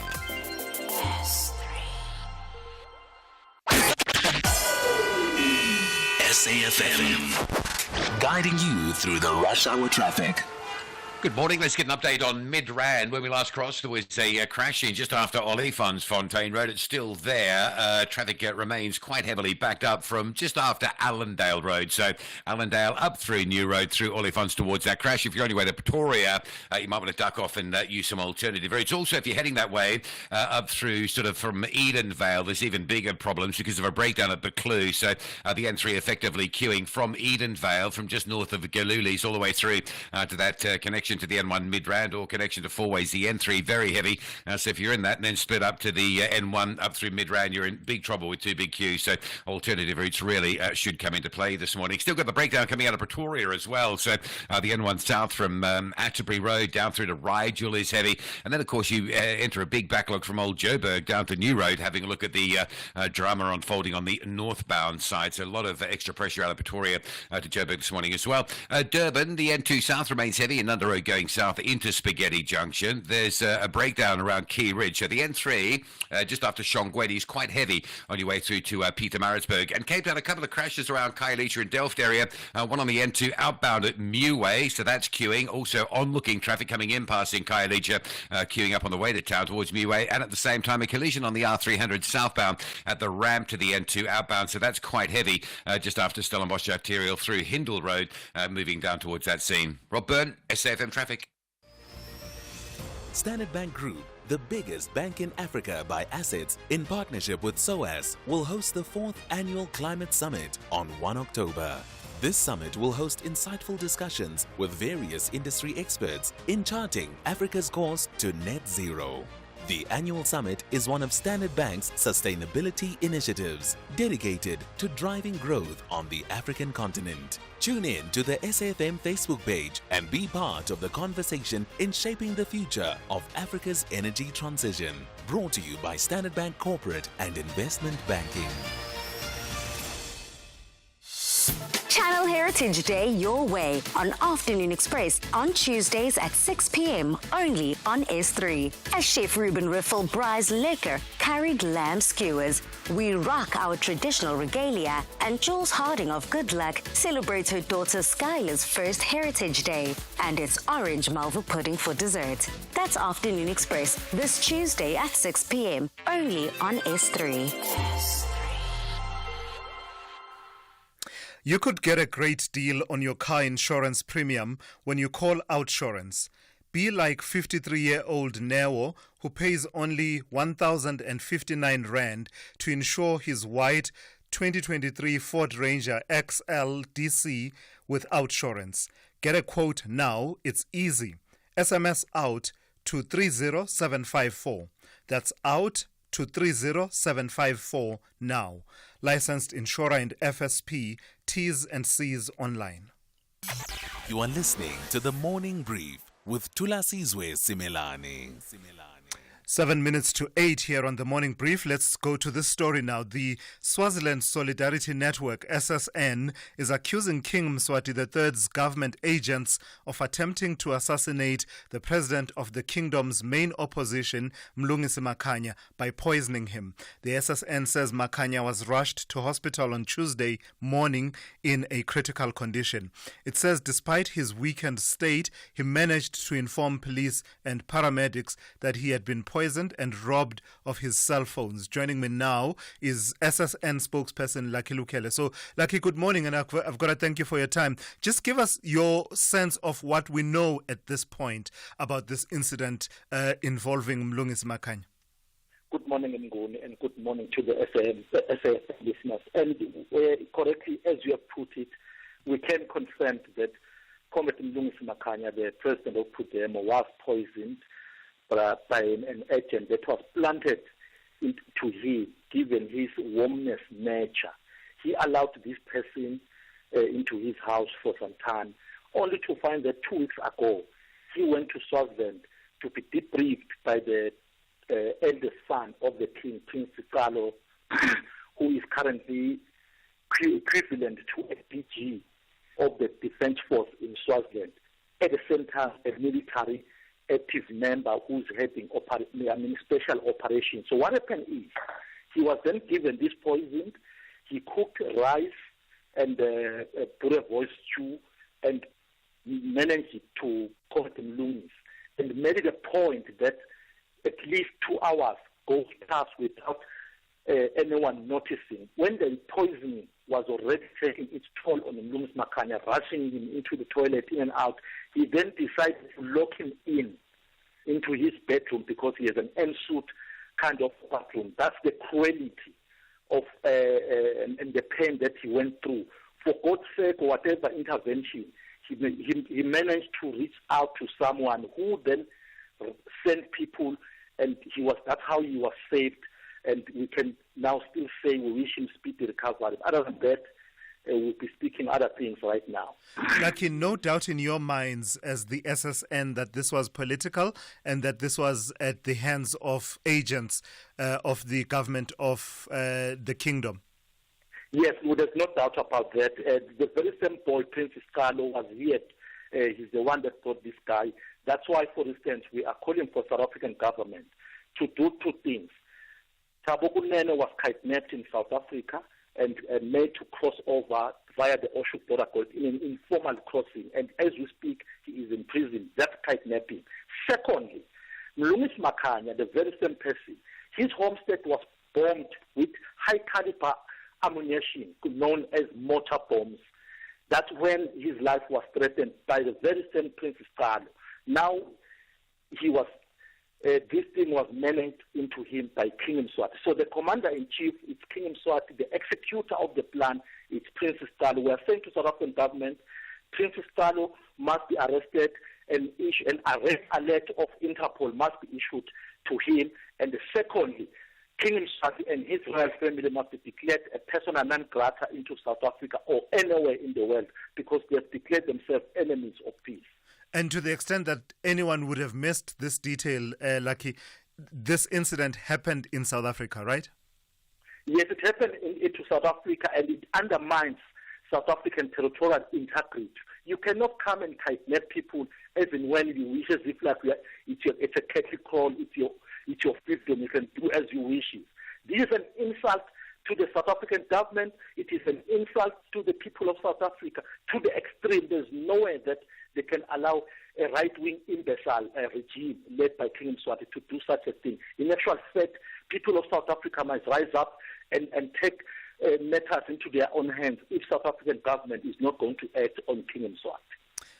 Why are we at this point talking about assassination plots and the likes, Lucky, given that a few years ago, I think about 2 years ago, there was a national dialogue that was mooted, that was meant to, convene the people of Eswatini and get them around the table, the various interests, and try and carve a way forward for the country towards resolving its governance and political problems. What happened to that effort such that we are now here talking assassination plots?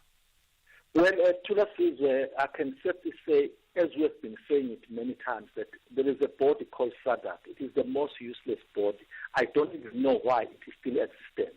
Because they put together, unprovoked, they put together a team of envoy led by former Minister Jeff Ade. And they went into Swaziland, they met the king, they met the progressive organization. Up until today, we don't even have a single report or a line to say this is how far we are. But what shocked all of us and the citizens of the region was that during the SADC summit in Zimbabwe, Swaziland was removed from the agenda of SADC. You yourself, you've covered issues of SADC for many, many years. You were actually even based in Zimbabwe.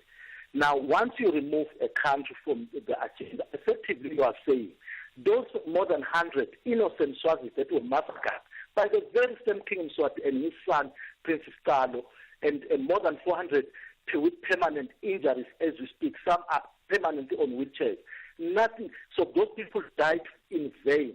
So what we are saying now, SADC must know that the blood of those innocent Swazis, including what may happen to Comrade Mlungisi Makhanya as we wish him speed recovery, if anything happens to him, it is at the doorstep of SADC and of that of King Mswati. All right, I've got to thank you for your time this morning. That is Lucky Lukele, who is spokesperson for the Swaziland Solidarity Network. And obviously, you heard the names there being thrown in by Lucky in that conversation, the name of Prince Sikalo of the Kingdom of Eswatini. What the team will do is reach out to the government of Eswatini and put this before them and offer them the right of reply as we should. And that brings us to 8 a.m. Let's check in with N. Musa with the latest news.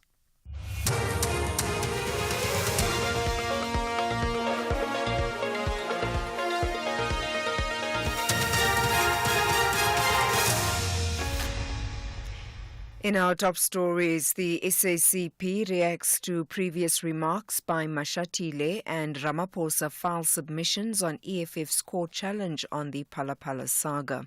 Good morning. The SACP has deemed as divisive and isolating ANC Deputy President Paul Mashatile's assertion that its General Secretary Solly Mapahila is the only one who's unhappy with the Government of National Unity. Mapahila describes Mashatile's assertion as a tactic to divide the organization and isolate him.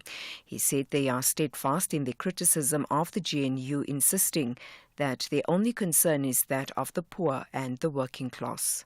Unfortunately, it's a tool that was utilized by the apartheid regime to divide the liberation forces. I presented the political report in the last Central Committee meeting about our position in this regard. So it's not a Solly Mapahila thing. They may want to do it in that way, wherever, but it's okay. This, of course, it's a major disappointment that even our comrades in the movement can opt to use vilification methods, isolation methods, instead of saying, the Communist Party is raising these questions, can we sit down and have a discussion with them? Doesn't matter what leaders are saying, because sometimes leaders want to justify things because they want legitimacy in office. We are concerned about the conditions of the poor in our country. President Cyril Ramaphosa contends in papers that the EFF's bid to challenge the rationality of Parliament's December 2022 decision to not adopt the Section 89 panel report into Phala is driven by the party's political agenda. The President and the Speaker of the National Assembly have filed their written submissions in the Constitutional Court seeking a dismissal of the application. The President argues that the EFF waited a year after the Phala saga was put to rest and just a few months shy of the 2024 national and provincial elections to pursue the matter. Kenny Mapanga reports. In March 2023, the Constitutional Court dismissed applications from the EFF and the President, respectively, for direct access on the Phala saga. However, in February 2024, the EFF launched another legal challenge into the rationality of the National Assembly's decision. The President argues that the motive of the EFF became clear when the EFF sought a speedy adjudication of the matter to ensure a debate before the National Assembly on the President's fitness to hold office on the eve of the general elections. The President also submits that the EFF's application is ill-founded on the basis of several grounds. Residents at Botasig in Cape Town say they are still in shock following a shootout between police and suspected extortionists.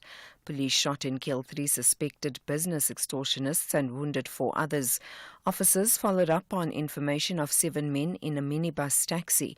When the suspects saw the police, they attempted to flee from the scene. Police say the suspects opened fire on the police, who retaliated. An AK-47 assault rifle, a 9mm pistol and an undisclosed amount of cash, as well as the minibus taxi, were seized. 4 wounded suspects are being treated in hospital. This is what some of the residents had to say. At the time when it happened, it was very harrowing. I can still feel my legs shaking right now. You don't expect this kind of thing here. You fear for your lives when this type of threat comes from outside of the area and it affects you in the area. I was normal and calm at first, and then I started to panic. But then I said it couldn't be that close because it was normal. But then I didn't expect it to be so close to the house. The Rural and Farmer Workers Development Organisation has accused the Lutzville police officers in the West Coast in the Western Cape of being biased when attending to cases involving the poor and the rich. This follows the recent incident in which a 6-year-old Kwezi Yankees was run over by a 70-year-old farmer for allegedly stealing fruit. The organisation says the police were reluctant to arrest the farmer. Christopher Stoman is set to appear before the Vredendal Magistrates Court for his bail application on Monday. The state has indicated it will oppose the bail application. The organization's executive director, Billy Claassen.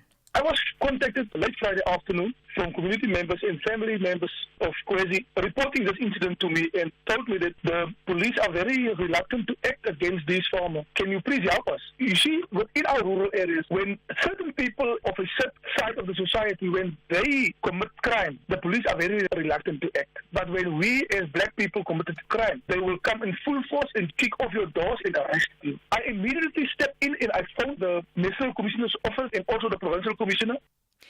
And finally, the UN Secretary-General Antonio Guterres has warned that all hell is breaking loose in Lebanon at an emergency session of the UN Security Council. It follows days of cross-border fire exchange between Hezbollah and the Israeli Defense Force. The Lebanese Health Ministry says more than 70 people were killed by Israeli airstrikes yesterday. Guterres says the escalation is alarming. We should all be alarmed by the escalation. Lebanon is at the brink. Since October, nearly 200,000 people within Lebanon and over 60,000 from northern Israel have fled their homes. Many lives have been lost. All these must stop. Recapping the top story, the SACP has deemed it divisive and isolating ANC Deputy President Paul Mashatile's assertion that its General Secretary Solly Mapehila is the only one who's unhappy with the Government of National Unity. For SAFM News, I am Anne Musa.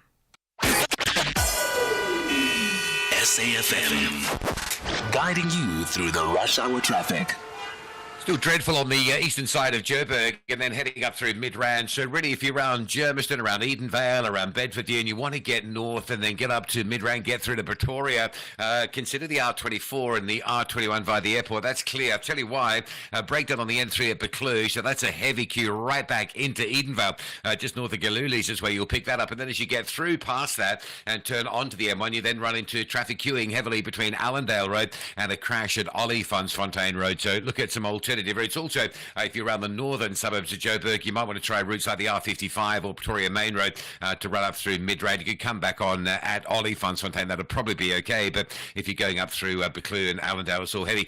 Still with the breakdown on the M1 South just after Rigel in Pretoria as well. So from Castfontein, that traffic stays slow. Durban, a breakdown heading up to Pietermaritzburg between Shongeni and the M13 Key Ridge. That is very busy. Big queues of traffic Pietermaritzburg bound there. And then Cape Town, there's a couple of scenes out around Khayelitsha. One on the N2, it's a crash at Meway. It's on the outbound side, but it's heavy on the inbound as well, so both ways quite heavy, and a collision on the R300 going south on towards the N2, slowing traffic passing Delft. Rob Byrne, SAFM Traffic.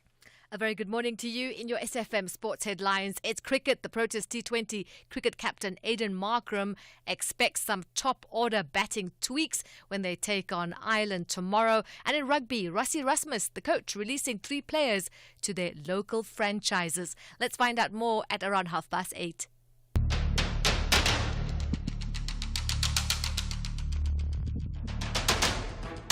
The Morning Brief with Thulasizwe Simelane. Weekdays, Monday to Friday, 6 to 9 a.m. The Morning Brief with Thulasizwe Simelane. Weekdays, Monday to Friday, 6 to 9 a.m. 9 minutes after 8 on this Thursday. Good morning, South Africa. This is the Morning Brief on SAFM. It's all the local and international news, current affairs, insights and opinions you need to lead the conversation today, carefully curated and packaged for you. I'm Thulasizwe Simelane. I'm here to deliver your Morning Brief.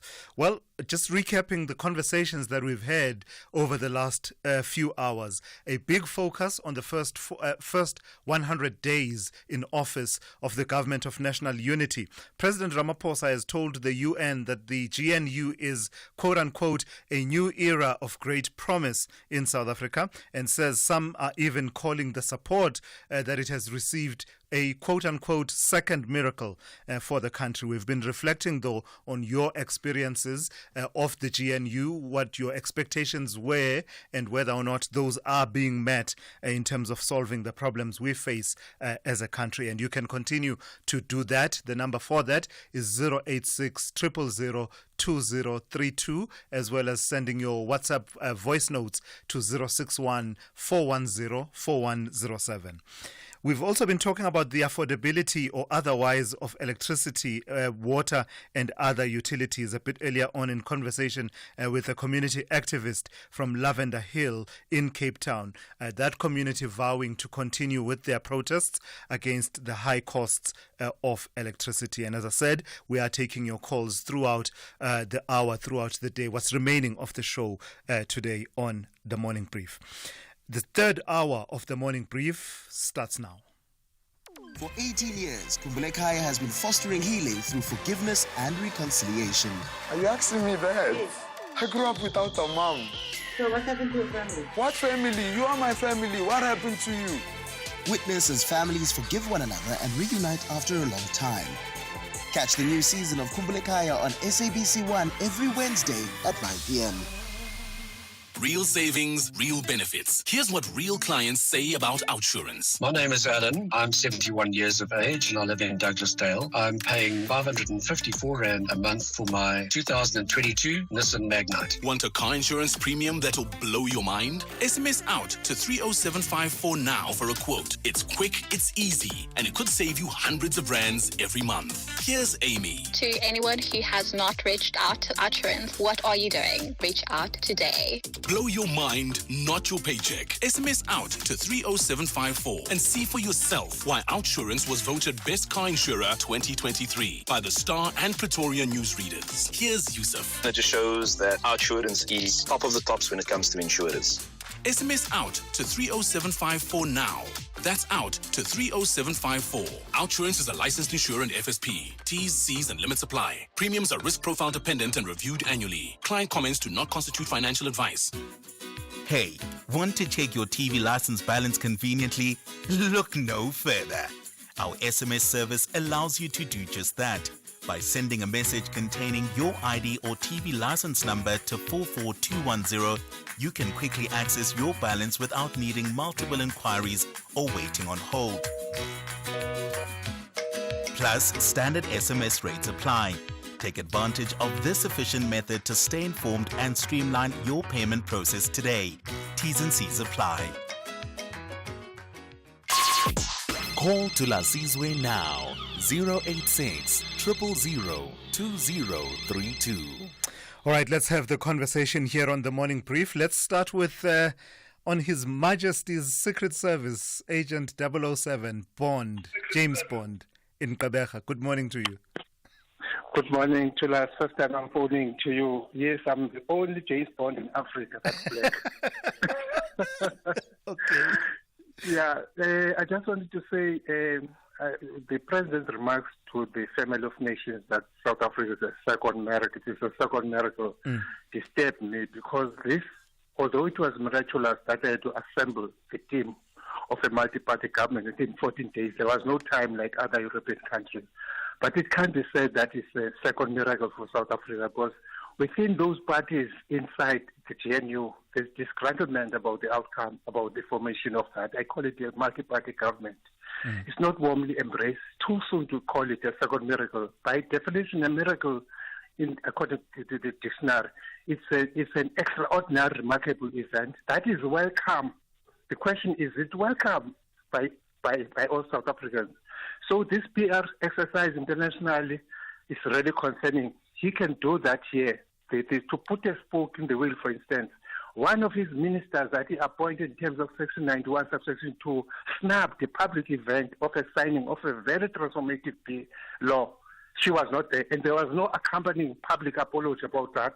And you call that a miracle. That's not something that we embrace. Our president has to be respected by everyone, including his ministers. Thank you. Before you go, Agent Bond, what do you say to the proposition that there was always going to be friction? That what perhaps, I don't know, I'm not justifying what he's saying. What he's saying is a miracle, is that this very diverse, ideologically diverse political culture, diversity, parties coming together on its own is a miracle that, at least for 100 days, they've been working together. We had the first one in 1994 until 1996. It lasted 2 years. We are not I hear you. Unaccustomed to that. We had one. It did collapse. We had our first statesperson, Nelson Mandela, heading. It collapsed within 2 years. He should make those remarks after 2 years, not only after within 100 days. That's my point. Let's wait until 2 years, then we can call it a miracle for South Absolutely. Africa. And importantly, I suppose for me, Bond, as I let you go, for me, I suppose it will be in the delivery on the identified priorities. All right, Bond, thank you for that call out in Gqeberha. Let's speak to Nikita. You also want to talk to me about the GNU. Good morning to you, Nikita. Yes, good morning. I want to talk to you about IGANU. IGANU. Yeah. Okay, so I am a university student. So we said that there are 7% of people who are university graduates in South Africa. 11% of those are in the workforce. Now, where are the others? And you get about 10 years, about 2% of people who are able to get to institution of higher education. But now I'm saying, look at that in terms of the government of national unity. We still have the highest unemployment rate, I would say, in the world, according to our group of countries, those medium to high and medium income countries, to the point of even our monetary, I'm trying to this, there's a GNU versus the economy. Yeah. And what direction is it taking? Because the MPC has just announced a 25% increase into the repo rate, which affects the prime lending rate. But you look at the interest rate, the real interest rate, is the highest that it has been, and it's the highest upon the group of countries. And I think at 11.5%, you cannot encourage business to employ people, which is the second part, if they are hesitant to buy new premises because of interest rates, to buy new equipment, to take loans. Right. We can have economic growth, right? It's GDP, but if it's anemic, if it's in terms of unemployment that is anemic, that does not mean anything to Nikita, who's in Rebecca, in Manuel Township, who's a graduate, and who is unemployed, and who's even thinking of what can I do to get employment? Do I have to be a domestic worker?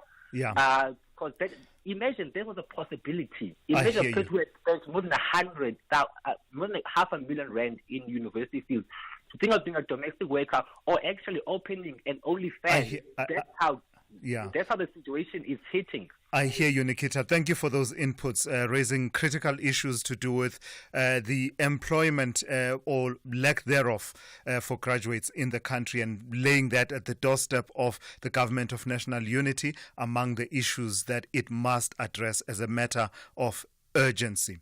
Let's go to Vuyiswa, who is in Parktown North. And Vuyiswa, you want to talk about the UN, I imagine the Security Council. Good morning to you.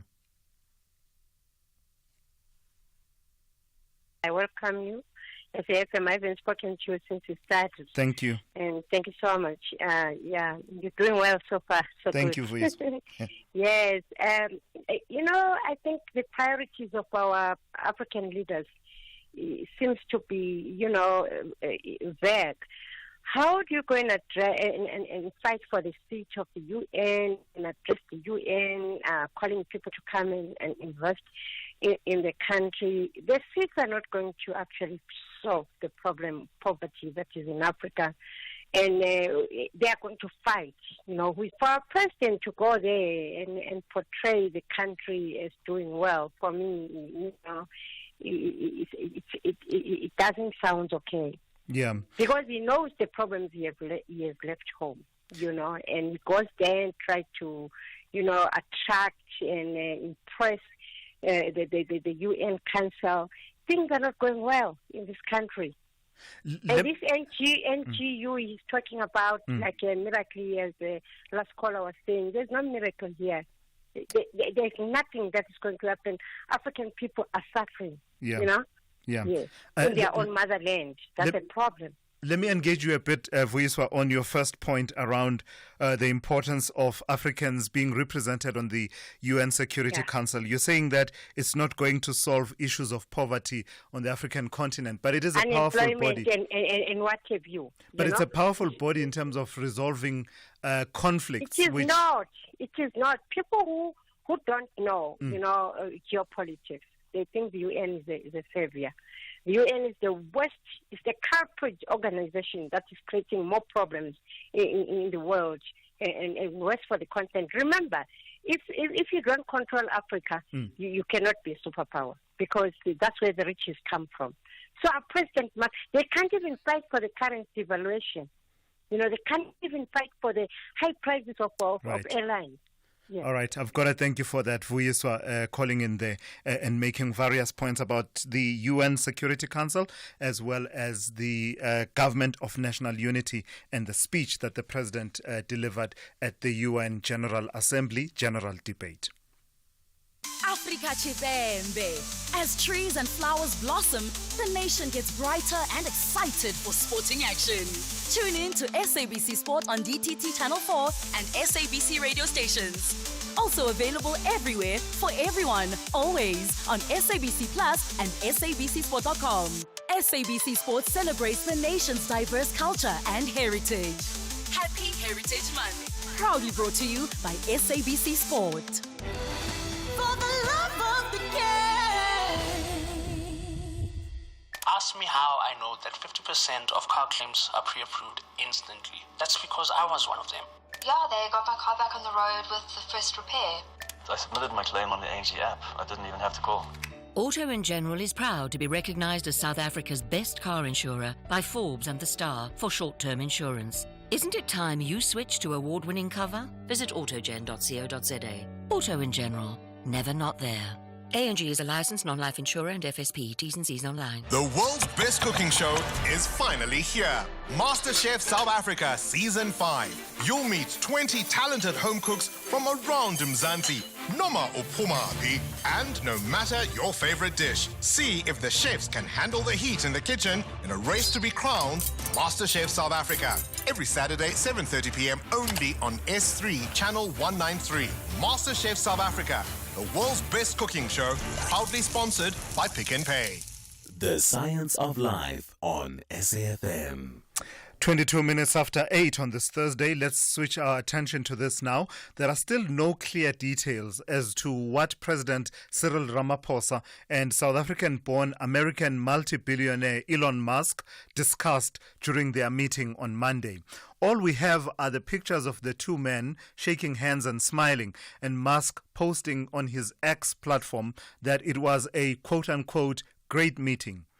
However, much has been said in analysis regarding the potential if Musk were to be convinced to invest in South Africa through any of his varied interests, from Tesla to space exploration and his Starlink satellite-based internet service. Joining me now is Jan Vermeulen, who is the editor of My Broadband, to focus on one of those aspects.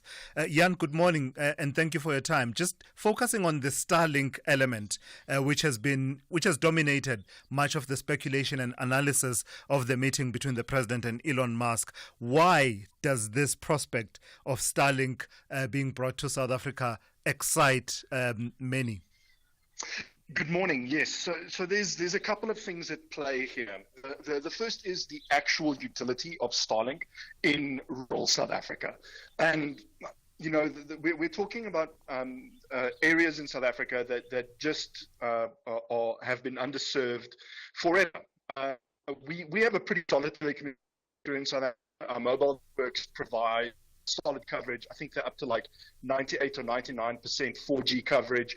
Our fiber networks are aggressively expanding into townships and lower income areas.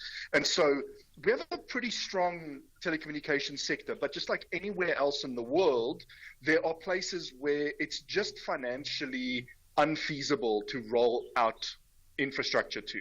And for those places, something like satellite broadband, or what we call a WISP, a wireless internet service provider, that's essentially the only option. And not all of these places have WISPs that serve them either. And so satellite broadband becomes the only way to get internet access in those very remote or very rural areas. And Starlink represents a shift in satellite broadband access. It's just like blisteringly fast. It's something we've actually tested it. Sure. And it's almost like a fiber-like experience for folks in these remote areas. It's life-changing. Right. And the other aspect to this is, there's a lot of let's call it noise around South Africa's business unfriendly policies. And part of the buzz around Starlink not coming to South Africa has got to do with BEE requirements, essentially. And so it's impossible to divorce the two conversations. There's the actual technology itself, but intertwined with that is this conversation of how business unfriendly is South Africa, and is President Ramaphosa and the Government of National Unity really committed to fixing the problems with our regulations. Yeah, so you can only imagine then how the conversation went between President Ramaphosa and Elon Musk, particularly given the history and background of some of the views that Elon Musk has expressed previously about South Africa. So Elon Musk hasn't been too negative about South Africa. There's once again there's been a lot of I want to say misreporting about abuse that he suffered at his at Pretoria Boys High, when in fact it wasn't Boys High, it was Bryanston, and it was a long time ago, and there was this donation that he made to Boys High, and people made a huge big deal of it. But actually, all of that is just noise. He's not particularly positive or negative towards South Africa. I think he might be even more positive than anything else. But the thing is, there's certain realities in South Africa, and obviously Elon Musk does have strong views on things like diversity, equity, and inclusion, DEI, as it's been called overseas. In South Africa, we have different names for it. But that aside, he's made statements regarding just the practicality of doing business here. So when it comes to Tesla, for example, he said that import taxes are too high. We've done an analysis on that. It's an oversimplistic statement, but one understands where he's coming from. And then when it comes to Starlink, there's a huge amount of regulatory uncertainty in South Africa's telecommunications sector now as a result of ICASA pushing through regulations in 2021 that were very unpopular, but then suspending them.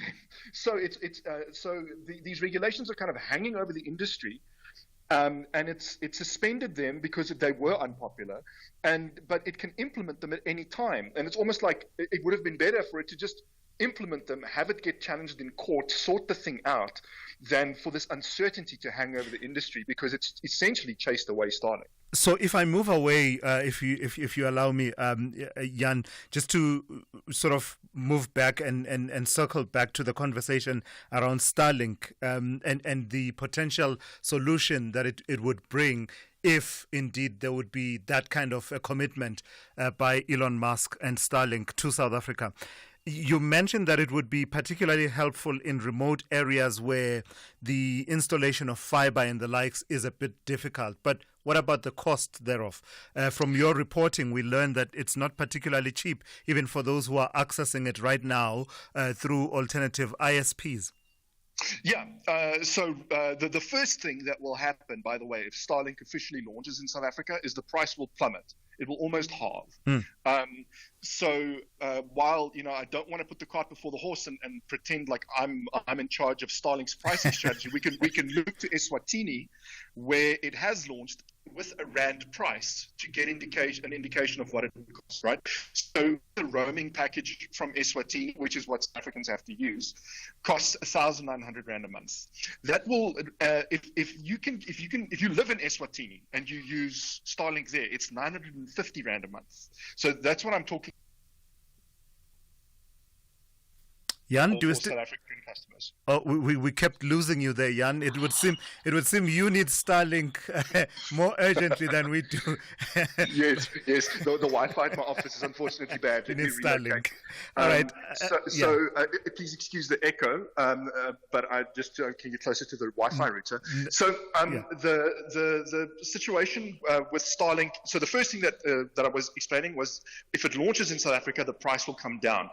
You're still looking at around 900 to 1,000 rand a month for a Starlink package. But if you compare that to 100 megabit per second fiber, actually faster fiber, because you can actually get Starlink speeds is actually quite fast. So if you compare it to faster fiber speeds, I'm talking 200 to 500 megabit per second fiber, Starlink compares quite favorably to that. Now, fiber will still be cheaper for the most part, but for what you get, it is actually very well priced. A better product, yeah. But yes, one takes the point that in a remote or rural area, people don't have that kind of money. But if you're talking about a remote area where many people live together, like a village or another community of people who are relatively close together, then you could see them potentially clubbing together to afford something like this. But also, even if it's not for households, for businesses and government agencies that offer services in those areas, we already know of fast food restaurants, of government agencies that are secretly using Starlink for this purpose. And for them, it will also be great. I've got to thank you for your insights this morning. That's Jan Vermeulen, who is the editor of My Broadband, reflecting on the meeting between President Cyril Ramaphosa and Elon Musk, which was described by Elon Musk as, quote unquote, a great meeting. We don't know what the outcome is, but we've been talking about the possibility of Starlink in South Africa. Brings us to 29 minutes to 9. Let's check in with Ann Musa with the latest news headlines. Good morning. Thanks to us. In the headlines, suspended Pretoria Chief Magistrate Desmond Naye is expected back in the Pretoria Specialised Commercial Crimes Court. He faces corruption charges for allegedly receiving security upgrades worth 200,000 rand to his Gauteng home provided by African Global Operations, formerly Bosasa, in September 2016. The SACP has deemed it as divisive and isolating ANC Deputy President Paul Mashatile's assertion that its General Secretary Solima Pehila is the only one who's unhappy with the government of national unity. And the world's richest man, Elon Musk, has not been invited to the British government's annual International Investment Summit this year due to posts he made on social media during the anti-immigrant riots last month. I'll have details on these and other stories at 9. SAFM, guiding you through the rush hour traffic. Well, if you're trying to get from Germiston, Alberton, Spruitview, areas south of Joburg through towards Midrand and onto Pretoria, need a bit of a rethink to avoid the N3 and the N1 option. There's a crash on the N3 at London Road. There's a breakdown at Buccleuch. So all of that means a massive delay of traffic running up the N3 that starts at Gilulis all the way through to Buccleuch. No gaps, so it's solid across all lanes. Then as you merge into the N1 Midrand, shortly up the road, you hit another enormous backlog of traffic from Allendale Road up through New Road and on towards a crash in at Olifantsfontein. So if you are south, R24 from Gilulis out to the airport, R21 up passing Tembisa, Clayville and straight through to Pretoria in good time this morning. No problems on those options. The N3 and N1 really should stay well away from. Durban side, the N2 still a bit sluggish, running through Spaghetti Junction up towards Westwood Mall into the roadworks there. Cape Town side, a crash on the N2 out of town at Khayelitsha by Meway. That's causing a backlog of traffic, although I must state it is moving a lot better than it was earlier. And the N1 still pretty sluggish from around about the sort of N7 Highway Century City and towards the city centre of Cape Town. Behind that, both Marine Drive and the Kuberg Road options are queuing to get into that N1. Rob Byrne, SAFM Traffic. This is SAFM Sport with Zai Khan.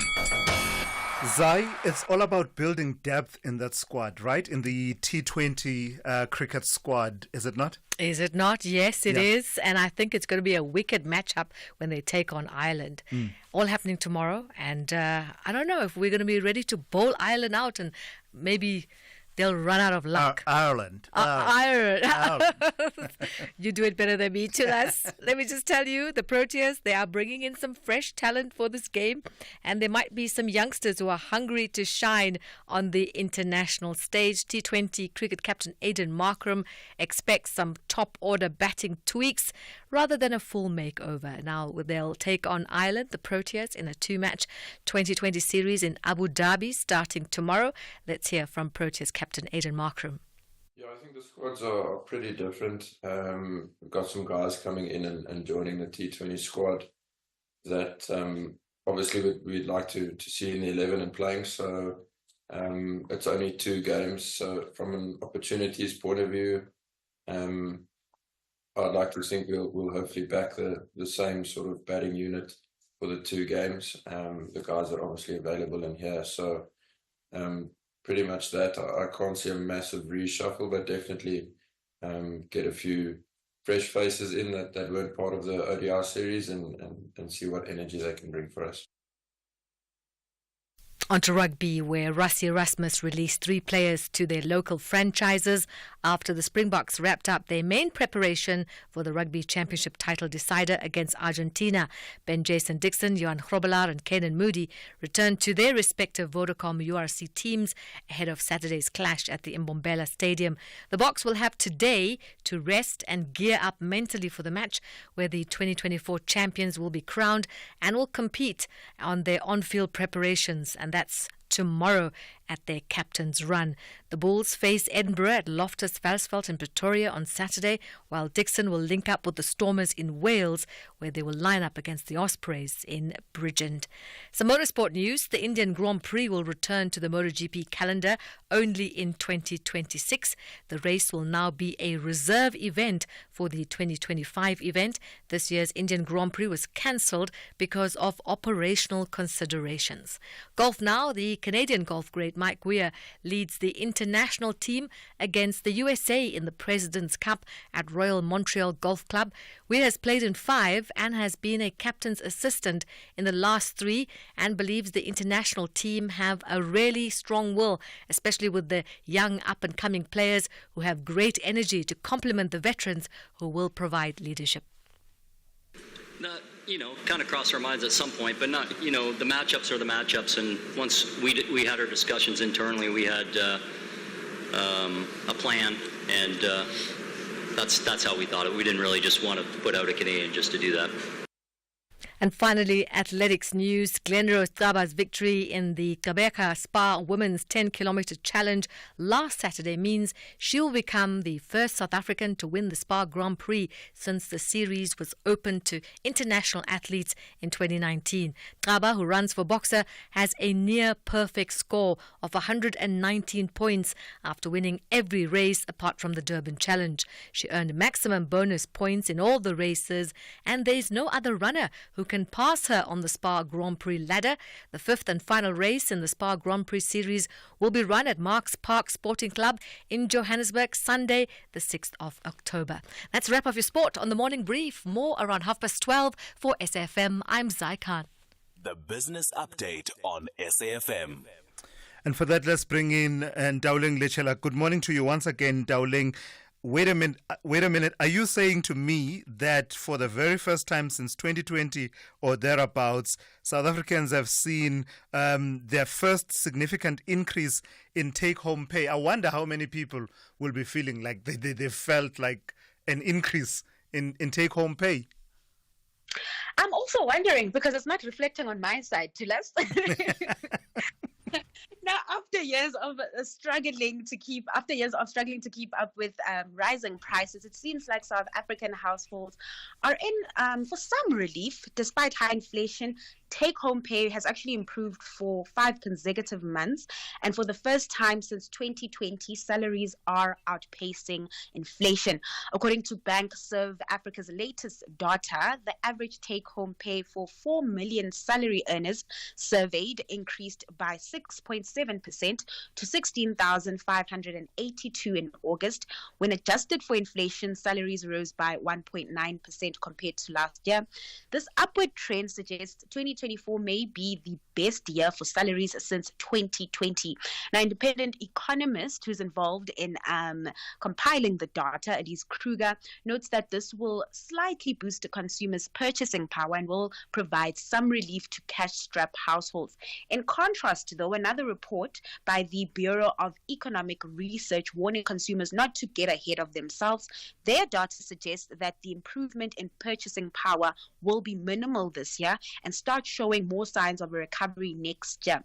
Looking at the BERS forecast, economists there expect salaries and wages to increase by 4.9% in 2025, and inflation is expected to average between 4.6% and 4.8% for the year, resulting in a marginal 0.1 to 0.3% increase in buying power, meaning South Africans will still have a long wait ahead for real wage growth to arrive. And just something to note here, the BERS inflation targeting was released before the SARB's recent meeting, cut rates and lowered its inflation outlook for this year, next year. So we could be getting a more positive outlook from the Burr moving forward. So it could even be better in terms of, you think 2024 could be the best year for salaries since 2020. But one thing we do know, though, is that even if that's the case, we're not spending much on property, are we? Because residential vacancy rates across the country have increased. Yeah, so relief when it comes to salaries, but still showing that times are tough, and we're seeing that play out in the residential property market. That market experienced a significant rise in vacancies in the second quarter, driven by weakening demand in lower rental segments. According to TPN Credit Bureau's latest survey, national vacancy rates jumped from 4.42% to 6.72%, with KZN and Eastern Cape seeing double-digit increases. TPN's Valdo Marcus says the surge in vacancy rates can be attributed to shifting dynamics in supply and demand, economic uncertainty, and changing consumer preferences. Zooming in on the different segments now, in the 3,000 per month or less category, vacancies jumped from 4.5% in the first quarter to close to 11% in the second quarter. According to the reports, this increase was due to factors such as reduced student occupancy rates and the impact of unemployment and workforce migration on the lower end of the market. Rental categories between 4,500 to 7,000 rand, as well as 7,000 to 12,000 rand, saw slight increases in vacancy rates but remained below the national average, indicating that there is some strengthening demand there.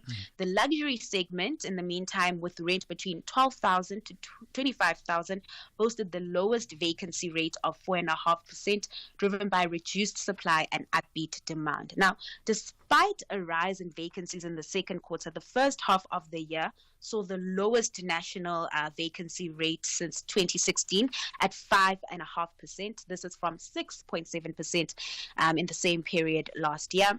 There also seems to be some optimism from TPN. It's upbeat about, the recent rate cuts and improving consumer confidence, saying it could result in increased purchasing and renting activity in the property markets. All right, lastly, Ndauling, what kind of a Thursday are we looking at the JSE, as well as a recap of Asian markets and the U.S. futures? We can expect another upbeat day from the JSE as global sentiment remains positive, although it may not be another record high performance. In terms of local news, markets will be digesting earnings from Met Air and Old Mutual, as well as producer inflation numbers out this afternoon. Shifting focus to the rand, we are still seeing some dollar weakness post the Fed rate cuts, this working in the benefits of the local unit, trading at 17.21 to the greenback.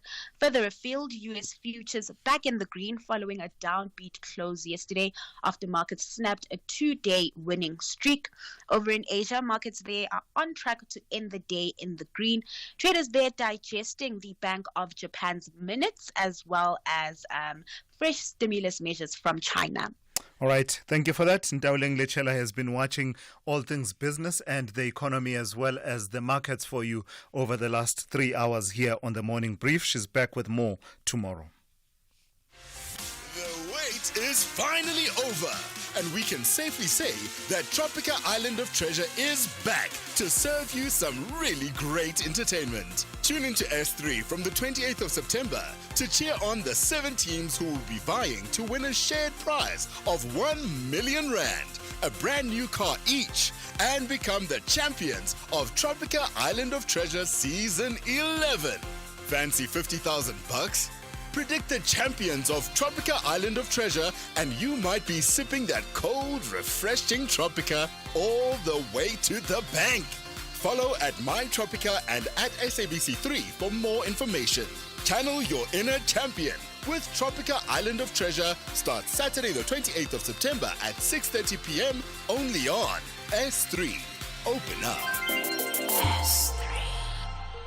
Kick Kickstart your journey to success in 2025 with the Durban University of Technology. DUT offers programs in the faculties of Accounting and Informatics, Applied Sciences, Arts and Design, Engineering and the Built Environment, Health Sciences and Management Sciences, open for applications for 2025. Applications close on 30th September 2024, but dates may vary. Visit dut.ac.za for a full list of available programs and entry requirements. Apply now through the Central Applications Office by visiting cao.ac.za.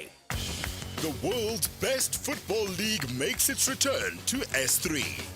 Will Arsenal finally win their first title since 2004? Or will Man City continue their dominance of the league and win their 7th title under Pep Guardiola? Will the Dutchmen in Erik ten Hag and Arne Slot have something to say as Man United and Liverpool step in to contest for the title? But it's not only about winning the title. For some of the 20 teams, it's a chance to improve on their performances from last season. While for others, it's the battle to avoid relegation and stay in the top flight. Every team has a point to prove. This is not just football. This is a masterpiece being played out every weekend. Channel your best sport with the English Premier League. Saturdays at 3 p.m. on S3. Open up. S3. The Morning Brief with Thulasizwe Simelane. So let's focus on education now. It's a matter that we've been covering over the last few weeks here on the Morning Brief. It's quite topical because it impacts the quality of education of South Africa's young people. Yesterday, the Minister of Basic Education, Siviwe Gwachube, addressing media and basically warning that, giving a stark warning about a looming national crisis in the education sector. This has to do with the budget cuts. Minister Gwachube indicating that provincial education departments are projected to need an additional between 79 billion rand and 118 billion rand by 2027 to cover existing teacher salaries and programs. So that is under the spotlight. Let's speak to Colin Waddle, who is communication lead for the Zero Dropout campaign. Colin, good morning. I thank you for your time. So there's been a lot of focus on provincial government, provincial departments of education looking for quote-unquote haircuts within the education system, whether it's about not hiring new teachers or reducing the spend on scholar transport and nutrition and the likes. What's your sense in terms of how this is being handled from the national government perspective as well as the provincial departments of education? Firstly, good morning, Thulasizwe, and thank you for having us on your show this morning. And good morning to your listeners. I think for us as the Zero Dropout campaign, the current, I suppose, what people are now referring to as budget crisis is something that we are deeply concerned about as we essentially conclude this financial year. This is a crisis that has the potential to impact the next 3 to 5 years, according to statements by the Minister of Education recently. And we have deep concerns that essentially by implementing various cuts across the board in, I suppose, a non-uniform manner, it may result in a series of unintended consequences across the country and education sector that we may end up paying for years down the line. One of the things that I think that we definitely have come to appreciate is that the minister has mobilized the MECs as well as from both education as well as finance to ensure that there is cooperation and collaboration that happens when essentially addressing this issue, and that it's not being, I suppose, tackled through a siloed approach. But for the time being, it's something that we are deeply concerned about and have been monitoring.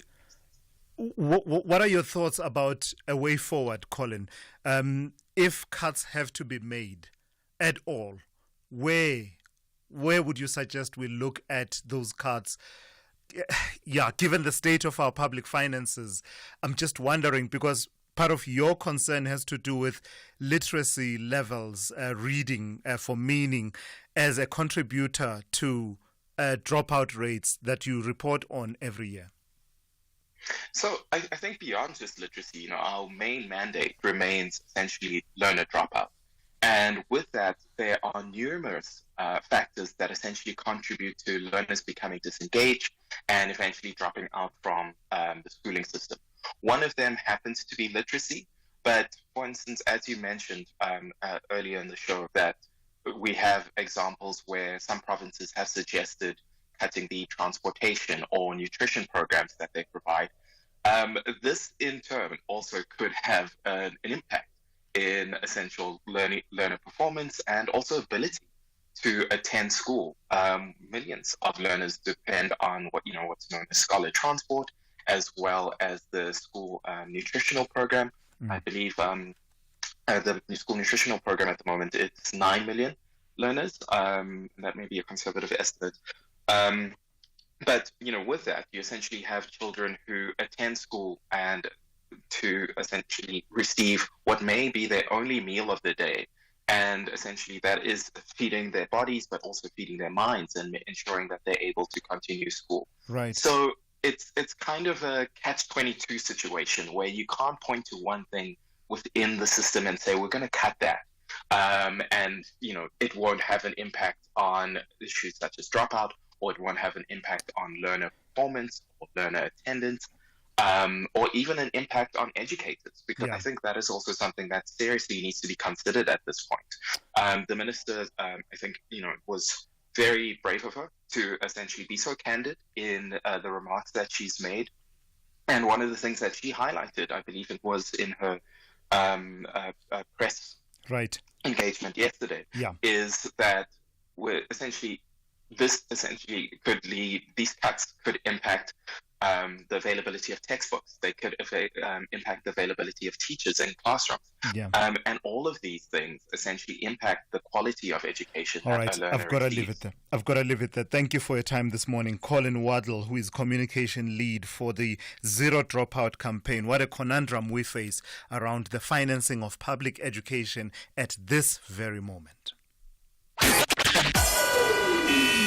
SAFM, guiding you through the rush hour traffic. There's a couple of very heavy highways across Gauteng this morning. One is the N3, and this route really should be avoided between Galulis and Buccleuch. There's a crash up at London Road in front of Alex, and then a broken down vehicle which has been there since before 6 o'clock this morning at Buccleuch. So you join those two incidents up. It's a backlog of traffic that starts at Linksfield Road in Edenvale and goes all the way through to Buccleuch. And then if you're turning onto the Midrand, there's more trouble on the Midrand N1 section with the crash after Olifantsfontein, and that traffic is now back beyond Allendale Road, so there's a major build-up and backlog on the N1. There's also, I'm just refreshing my system, there's a breakdown in that queue around New Road as well, so from basically Buccleuch through to Oliphants, you're in big trouble this morning in terms of traffic. So if you consider that coming from Germiston, Bedford View, Alberton, as you want to get to Midrand, Pretoria via Midrand, at least come off at Galulis, do the R24 to the airport, and the R21 up passing Tembisa and Clayville and on your way into Pretoria. That is clear. That airport option is clear. The N3 and the N1 routes, anything but clear. Very heavy. Durban this morning, the N2 remains a little bit slow, just getting up through Westwood Mall, although improving very quickly as the volumes tend to drop off this time of morning. This time of year with school holidays. Cape Town, Somerset West N2, busy both ways into Victoria Street, and the N1 still fairly loaded up between Century City and the elevated freeway. Both Kuberg Road and Marine Drive is still queuing to get into that N1 inbound carriageway. Rob Byrne, SAFM Traffic. Weeknights on S3 are anything but ordinary.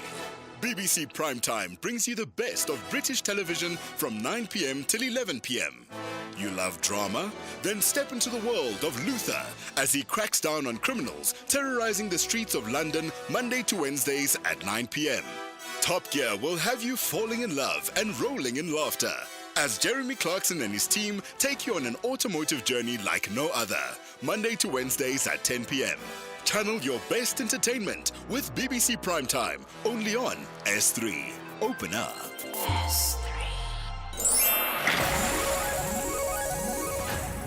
Win your share of 50,000 Rand when you play Winning at Life with One Life. Don't forget to enter on our website, safm.co.za.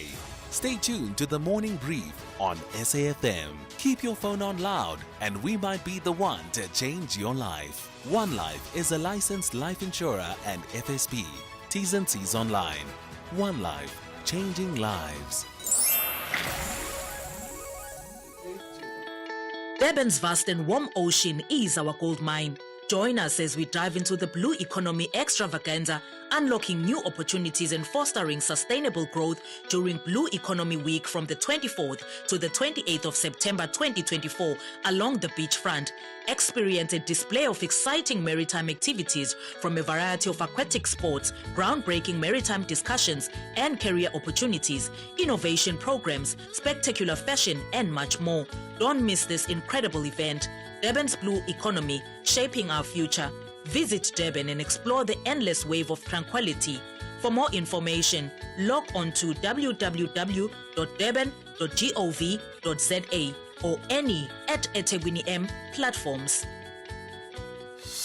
Channel Heritage Day your way on Afternoon Express on Tuesdays at 6 p.m. only on S3. As Chef Ruben Riffel braais lekker curried lamb skewers, we rock our traditional regalia, and Jules Harding of Good Luck celebrates her daughter Skylar's first Heritage Day, and it's orange malva pudding for dessert. That's Afternoon Express this Tuesday at 6 p.m. only on S3.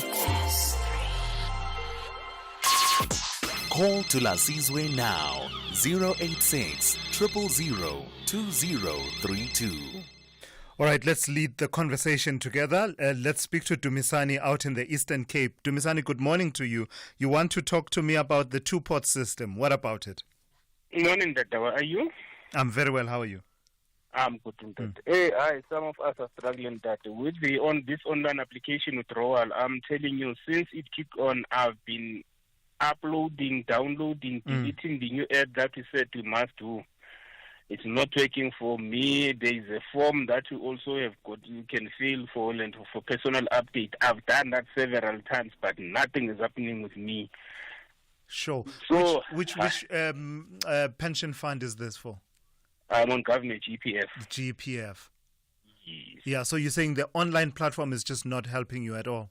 It's just not helping me at all. I don't know how many times. Even this morning, I've deleted, uploaded the app several times, but nothing is working for me. They've got if you have forgotten your password, they say they will send you via the email of which email is existing, but they don't even send. I'm responding that I've forgotten the password, but they're not responding at all.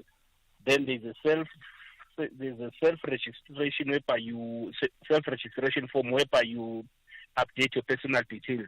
I've also filled that, but nothing is happening. I've lost hope now. Yeah, that must be frustrating, Dumisani. Very, very, very poor. Yeah, hopefully someone is listening that can provide some answers. And even that 0800 number, it's not working. So just like that, I wish at least if they could also have provided us with the forms whereby I can just maybe download the form online, then send the forms. All right. Secondly, it's about ESCOM. Yeah. Okay, go ahead. Oh, all right. Yeah, there was Dumisani there in the Eastern Cape talking about frustrations in trying to access the application portal for the government employees pension fund as far as the two-port withdrawal system is concerned. Hopefully someone is listening and will be able to assist Dumisani as well as others who may be in that situation, who are facing difficulties with the app and trying to just, access this withdrawal. Just something that started at the beginning of September, but if people are battling to access it, you feel that there must be some kind of intervention to sort out whatever glitches are hindering that access. So, this Heritage Month, SAFM invites you to celebrate the rich tapestry of our nation's diverse cultures. From the vibrant beats of our traditional music to the flavors of our unique cuisines, every culture tells a story of strength, unity, and identity. we honor the heroes and heroines who laid down their lives for our freedom, reminding us that our shared heritage is what makes us strong. Together as one, we celebrate who we are because our culture is our identity. This Heritage Month, let's celebrate every culture, every story, and every voice. And that will do it for the Thursday edition of the Morning Brief here on SAFM. Thank you for listening, and thanks to the team that put it all together. The Talking Point is up next here on SAFM. Essential Cover from Outsurance pays out claims in cash, allowing you to choose your own panel beater. SMS CAR to 43187 now.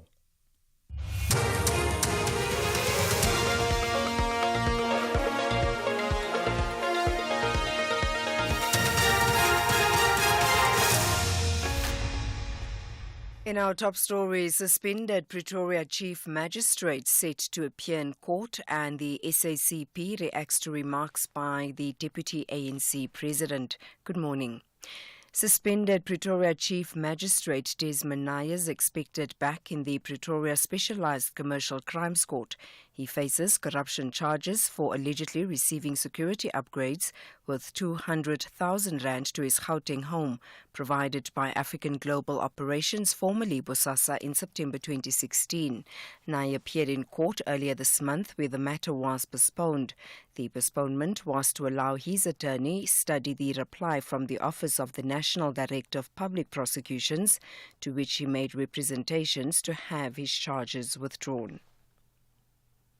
The SACP has deemed as divisive and isolating ANC Deputy President Paul Mashatile's assertion that its General Secretary Solly Mapahila is the only one who's unhappy with the Government of National Unity.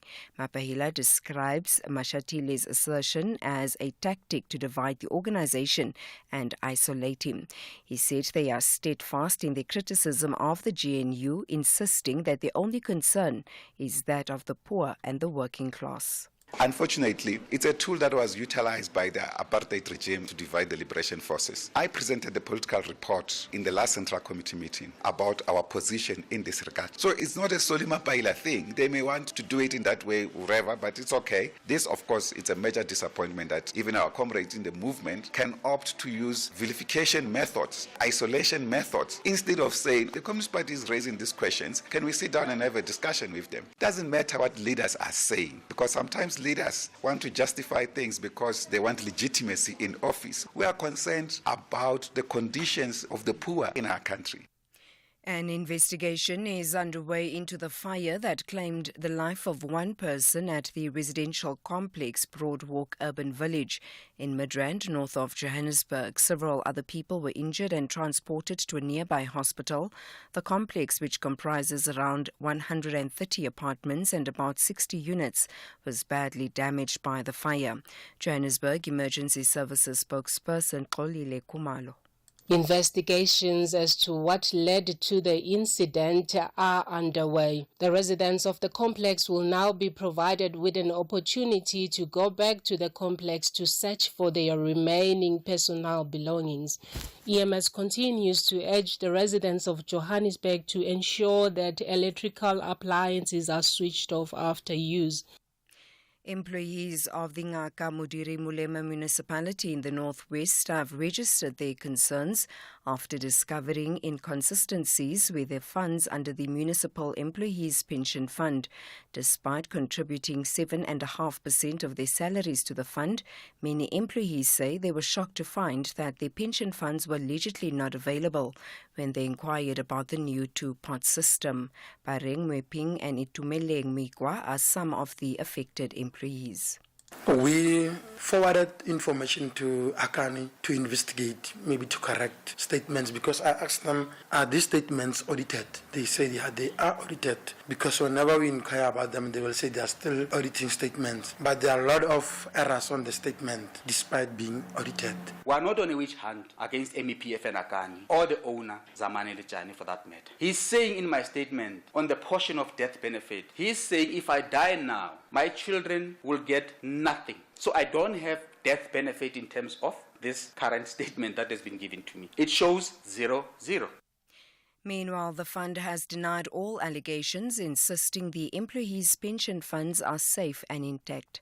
Matawe Matsapula is the marketing manager of Akane Retirement Fund.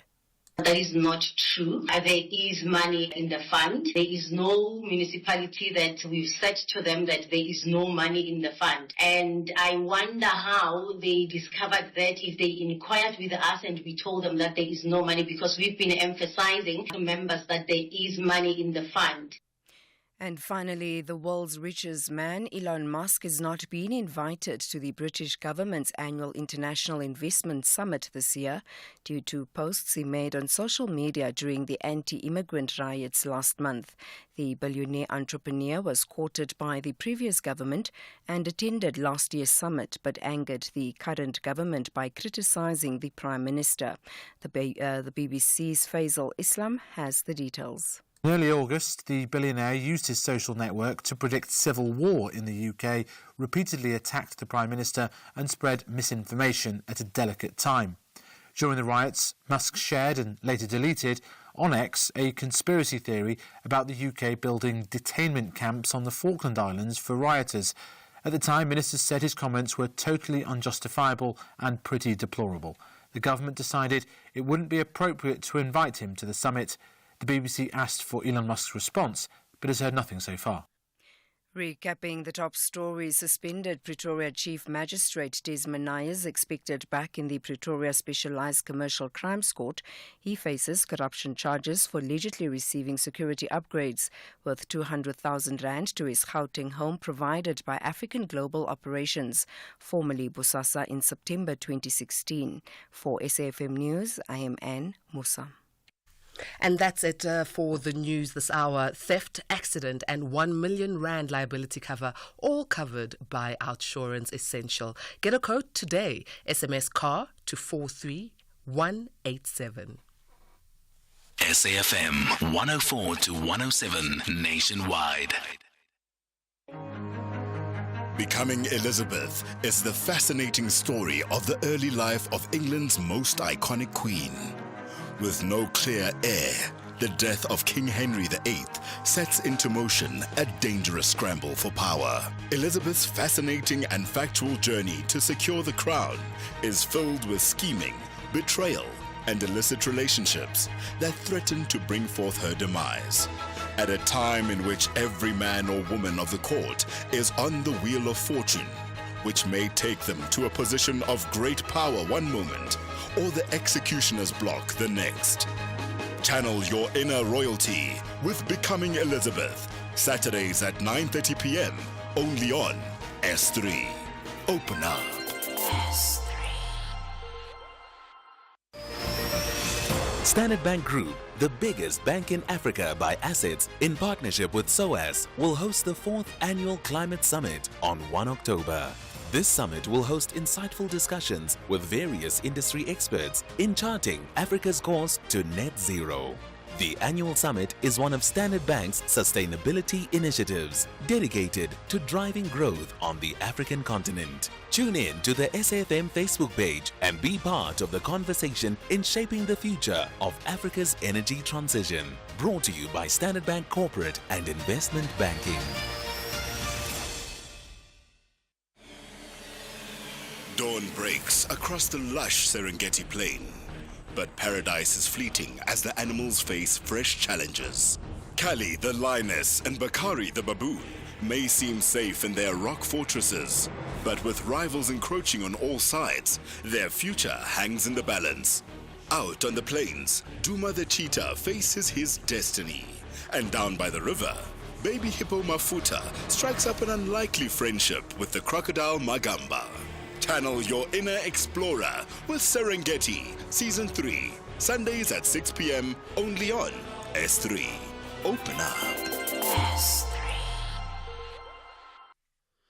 Looking for insurance designed for older cars? With Outsurance Essential, a 57-year-old woman pays only 287 Rand a month for her 2009 grey Toyota Yaris T3 and gets up to 1 million rand liability cover. That means if you cause an accident, the other car will be covered up to 1 million rand. Get Outsurance Essential for unfinanced cars older than 5 years and valued at less than 125,000 rands.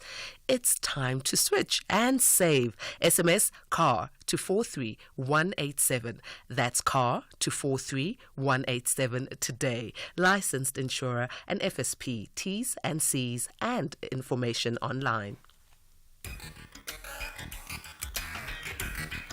The Talking Point on SAFM. Weekdays, 9 a.m. till midday.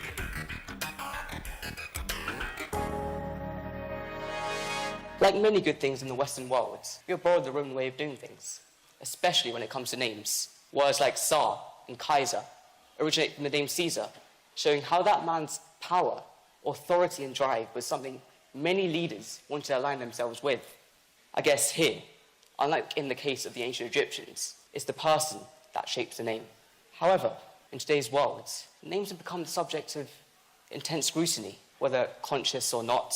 People can automatically build certain stereotypes, evoke certain mannerisms, or assume certain appearances. It's a tough world. One social experiment discovered how the same job application was more successful if it was labelled with a traditionally Anglo-Saxon name, like Emily, than an Afro-Caribbean name, like Lakeisha.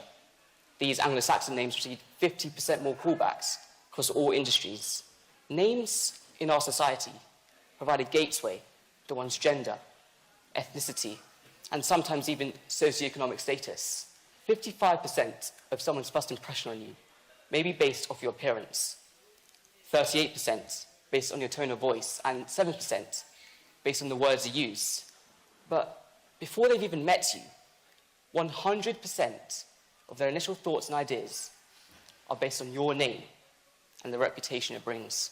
After all, many people doubted whether a man named Barack Hussein Obama could ever get far in American politics. He went on to become the first black US president and managed to win the Nobel Peace Prize. So, back to Shakespeare. What's in a name? I'll be honest, I really do think there's a lot. Names aren't just some random bunch of sounds or a string of letters. They mean something more real. Names are your culture. Names are your heritage. Names are something that your kids will get from you. In many ways, the most important word to a person is their name. Instead of shying away from it, we should embrace it, accept it as part of our identity. And next time, think carefully about your own name or the name you might give to your child. It can, quite literally, change lives. And that is a motivation for this morning by Keon Robert, who's a student at the Queen Elizabeth School in the UK. Now, what's in a name? A name and reputation. This reminded me of a book I read while I was in high school, written by one of radio's broadcasters that I really hail and admire, Thamsanqa Ngubeni, speaking about how we should respect a person's name, pronounce it properly. Well, with that being said, I'm honored to be working this morning and holding the reins for Kathy Mutlatlane. My name is Nonkululeko Mantula. This is The Talking Point, and I'm having the pleasure of working with Zalma Chibi on the technical desk. And there is Nokanya Mbonambi and then Ulebu, who are the content producers. I'm telling you, this team is a mixed bag of beautiful people who are very competent, and I'm looking forward to engaging with you for the next 3 hours. Remember, you can be in touch with us because we will be having an open line, right? And you can talk about whatever is on your mind.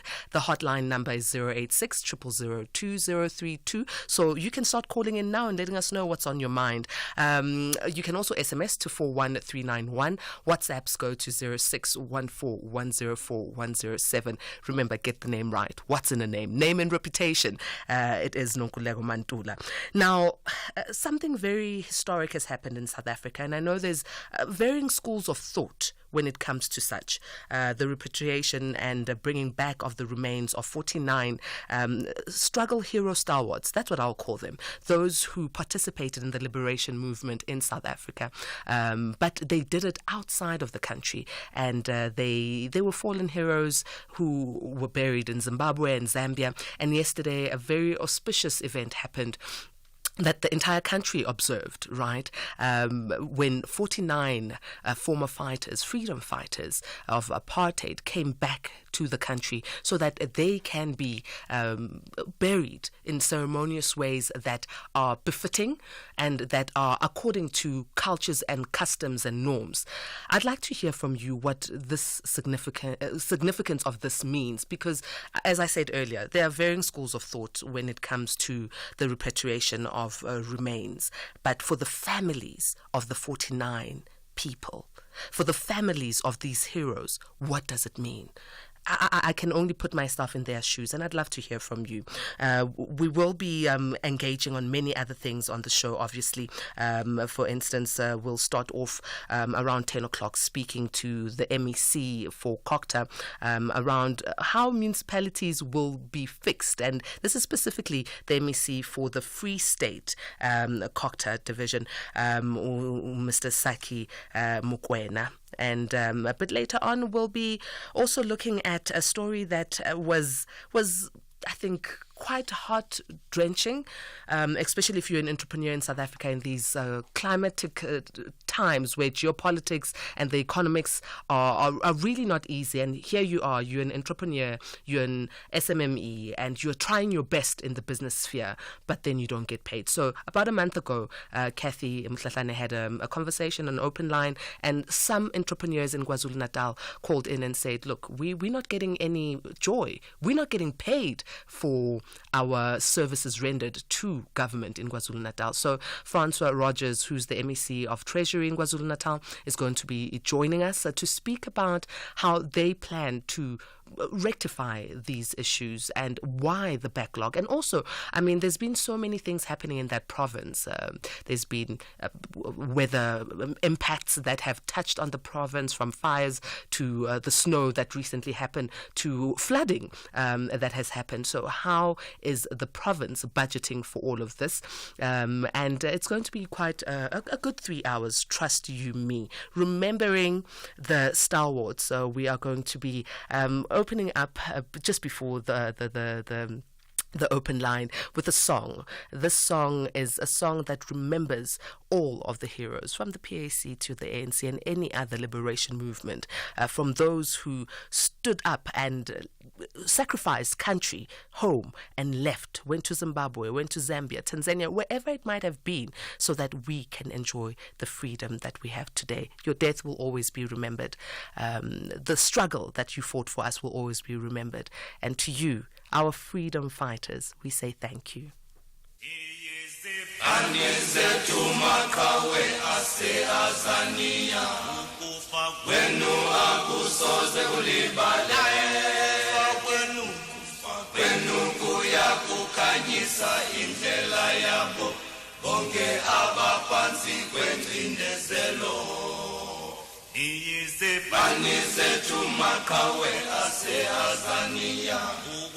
Kwenu akusoze kulibala, kufa kwenu kuyakukanyisa indlela yabo, bonke abaphansi kwengcindezelo. Uzibuja izipa, usiqonde, phambi, naso sonke isikhathi,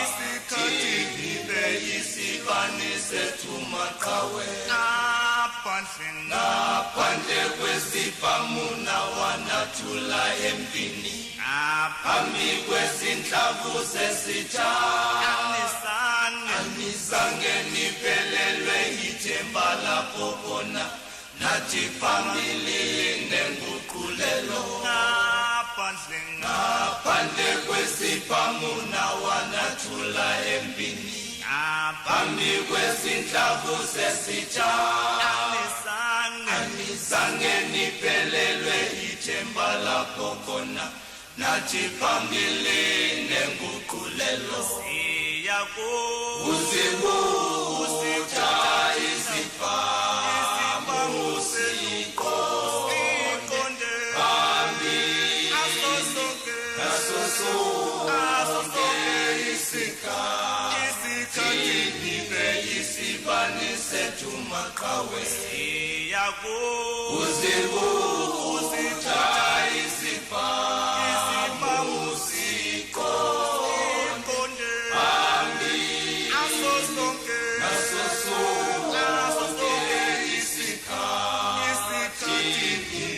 isibani sethu maqhawe. Kickstart your journey to success in 2025 with the Durban University of Technology. DUT offers programs in the faculties of Accounting and Informatics, Applied Sciences, Arts and Design, Engineering and the Built Environment, Health Sciences and Management Sciences, open for applications for 2025. Applications close on 30th September 2024, but dates may vary. Visit dut.ac.za for a full list of available programs and entry requirements. Apply now through the Central Applications Office by visiting cao.ac.za. Are you blowing your paycheck on car insurance every month? Monica, 39 from Three Rivers, pays just 1,515 Rand a month for her 2018 BMW 320i. Give Outsurance a call. It's a win-win. You can't lose. Real savings, real benefits. Here's Yusuf. Help it out. The service was quick. Absolutely phenomenal service from Outsurance. SMS out to 30754 now. That's out to 30754. Outsurance is a licensed insurer and FSP. T's and C's online. Okay. They actually did it. I mean, I've seen it done in other countries, but now they have a whole new local season of the show. Oh, Mzansi, you beautiful, amazing land with diverse families and cultures. Wife Swap South Africa is finally here. Tune in from Monday the 9th of September and see how families from across South Africa swap wives and learn a thing or two or three on how other families operate. There will be disruptions, lessons learned, tears, and smiles in this unique and insightful social experiment. Channel your best entertainment with Wife Swap, Mondays at 6 p.m. only on S3. Open up. S3. Call us on 086 000 2032. Well, it's 21 minutes after 9 and you are still tuned in to The Talking Point. I am Nonkulego Mantula standing in for Kathy Mutlahlane. It's time for the open line. Please do call in now on 086 000 2032 or send an SMS to 41391. Alternatively, you can WhatsApp 0614 104 107. What's on your mind? What is it that you want to talk about, from service delivery issues to what you've observed in the news headlines? We'll start off with Sther, who is in KwaZulu-Natal in Durban. Sther, blissful morning. How are you doing? Good morning, Nonkulego Mantula. Blissful morning, Sther. You want to talk about our president who has just recently given a speech at the UN? Yes, I will speak about the president who went and lied and said everything is going well here in South Africa. And we don't need to say everybody knows, because we here at the bottom, we experience, we live poverty. And it's not the first time he lied, because, when a person, he bangs his chest and say he is responsible for making a greater state constitution, which is a result of making us black people as to be poor. The very same constitution allows the very same insurance companies. You see, I don't understand why long-term insurance companies are still holding people's money. There are beneficiaries who are supposed to be getting money, but companies, I don't know if I can mention them, but these big companies, I don't know why they're holding on people's money. They need to call people and trace them and see if they can pay beneficiaries. And the second thing, it was reported that the South African prominent banks, including others, they manipulated the financial system in order to make profit. I don't know when that ended. This occurred during Zuma's presidency. Wait a minute, Sther, wait a minute. Before you continue, talk to me. You say the president lied.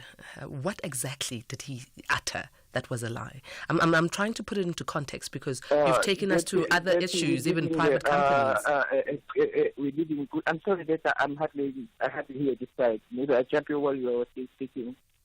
Okay, I'm saying, tell us exactly what it is that was a false statement, like you're saying, that the president uttered. That only is going well in South Africa. There is an increase in employment. I don't see any increase in employment. People are being retrench left and right. You can't get a job if you are above 35. People, they are starving in poverty. People are dying.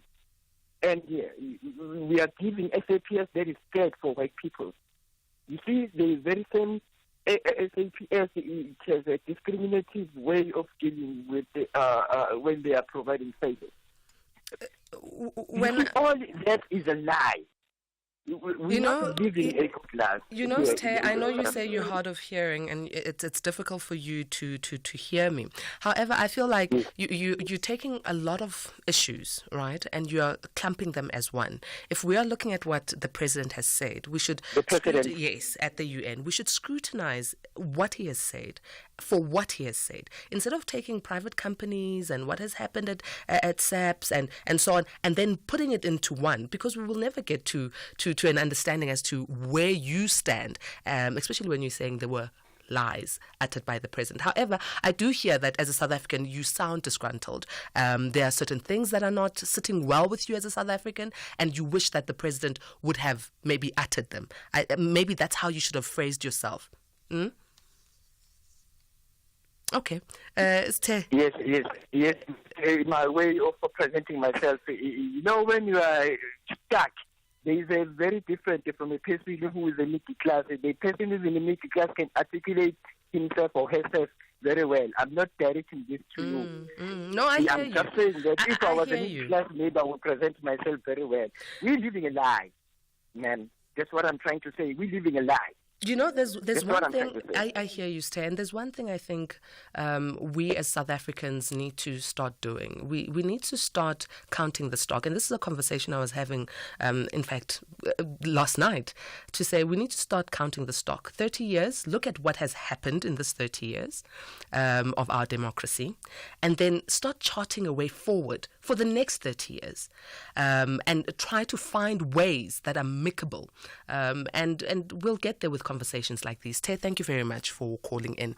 I'm now going to Pretoria, still in Gauteng. Tshepo, blissful morning. You want to talk about the 100 days of John Steenhuisen? Yes. Sure. I'm just wondering, because like the ministry that he's heading, it's like labor intensive, and actually you find that a lot of people who are employed, they are foreigners.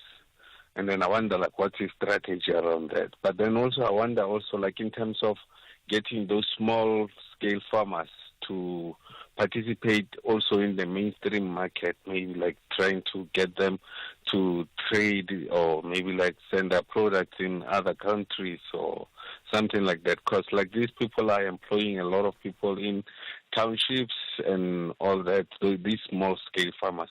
And then there were mostly when speaking to them, you hear a sense that they're being blocked from entering into the main market because already you have the established farmers, established business owners who are already hogging the market sort of. So it's not easy to get access into those markets. So I wonder if maybe I've missed the show, maybe when you've been interviewing him or something like that. Because I'm just wondering how is he doing in that ministry? Because all we're hearing is just that guy, Minister of Sports, and maybe correctional. But then the other ministries are quiet. So I'm just wondering in that aspect. Tshepo, the Department of Agriculture is one that is quite labor intensive, as you're saying, and it's one that needs a lot of hands on deck. I'm not sure if the conversation has been had with the minister on this show before, but I do believe that it's one that is needed so that there's a proper understanding, firstly from understanding what will happen to the labor force. We know they are seasonal at times. What will happen to regulations of minimum wage for the labor force, and making sure that the labor force is all registered people, from the Department of Labor to being people who are authorized to work in South Africa, right? But also the access to markets, because this then can open up for entrepreneurs like small-scale farmers. Even those who are living in townships where there's not much land could start actually doing vertical farms, right? With micro herbs and so on, and putting them up on the shelves. But there needs to be an opening up. like you're saying, of the market. Thank you very much, Tsepo. And I'll find out from the team when, and we will have the Minister of Agriculture to join in and answer these pertinent questions that you have posed. All right, I think we've got like a minute to go to the news headlines. Let's do that. Let's give Anne Musa an opportunity to give us the headlines. We'll come back. I see there's a couple more callers, Durban and Maludi, Cape Town, and we will take your call straight after this. Anne Musa, blissful morning. Thanks, Patricia. Good morning. In the headlines, the ANC Greater Tshwane region says its national structure has given them the green light to continue with the removal of the DA-led coalition in the city. A motion of no confidence against Tshwane Mayor Celia Sprink is set to be debated later today. Suspended Pretoria Chief Magistrate Desmond Naya is expected back in the Pretoria Specialised Commercial Crimes Court. He faces corruption charges for allegedly receiving security upgrades worth 200,000 rand to his Gauteng home provided by African Global Operations, formerly Bosasa, in September 2016. And the U.S. Vice President Kamala Harris has contrasted her economic plans with those of her presidential rival Donald Trump, who she said was a friend of billionaires. I'll have details on these and other stories at 10. Call us on 086 000 2032. All right, we still continue with the open line. We've got Mutibang, who's in Maludi, Apofong. He wants to speak about the freedom fighters' bodies that have been returned yesterday, 49 of them. Blissful morning to you, Mutibang. Good morning, Patricia. Good to hear your voice again. Thank you so very much. I'm on in the morning, so make sure you wake up early, right? All right, I'll do that, All right, so you want to give us your thoughts about the repatriation of the bodies? Yes, just in a nutshell, Patricia, you know what? I remember the song by Arthur Conlon where he was saying, "Sleep on, Otis Redding." He was singing about Otis Redding, his friend there. I think these people were better off sleeping on wherever they had fallen, and may their souls rest in peace.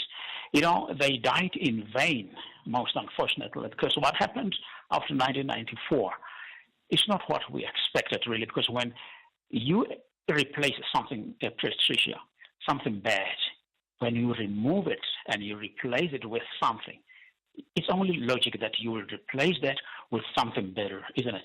But then what happened here is that we replaced the white rule, the National Party to be specific, only to find that we replaced that with the ANC. And the ANC is worse than the National Party. People are dying under the rule of the ANC. There's no oxygen in hospitals. The generators are failing and everything else. There's no backup. And the crime is out of control. And these people are still experimenting. They are still saying to us, you know what, we will get it right. After 30 years, really. I mean, these people had failed us. Mutibeng, your statement opening was these 49 and many others who died for our liberation, many others. You say they died in vain because of what we are currently facing in South Africa. But is it true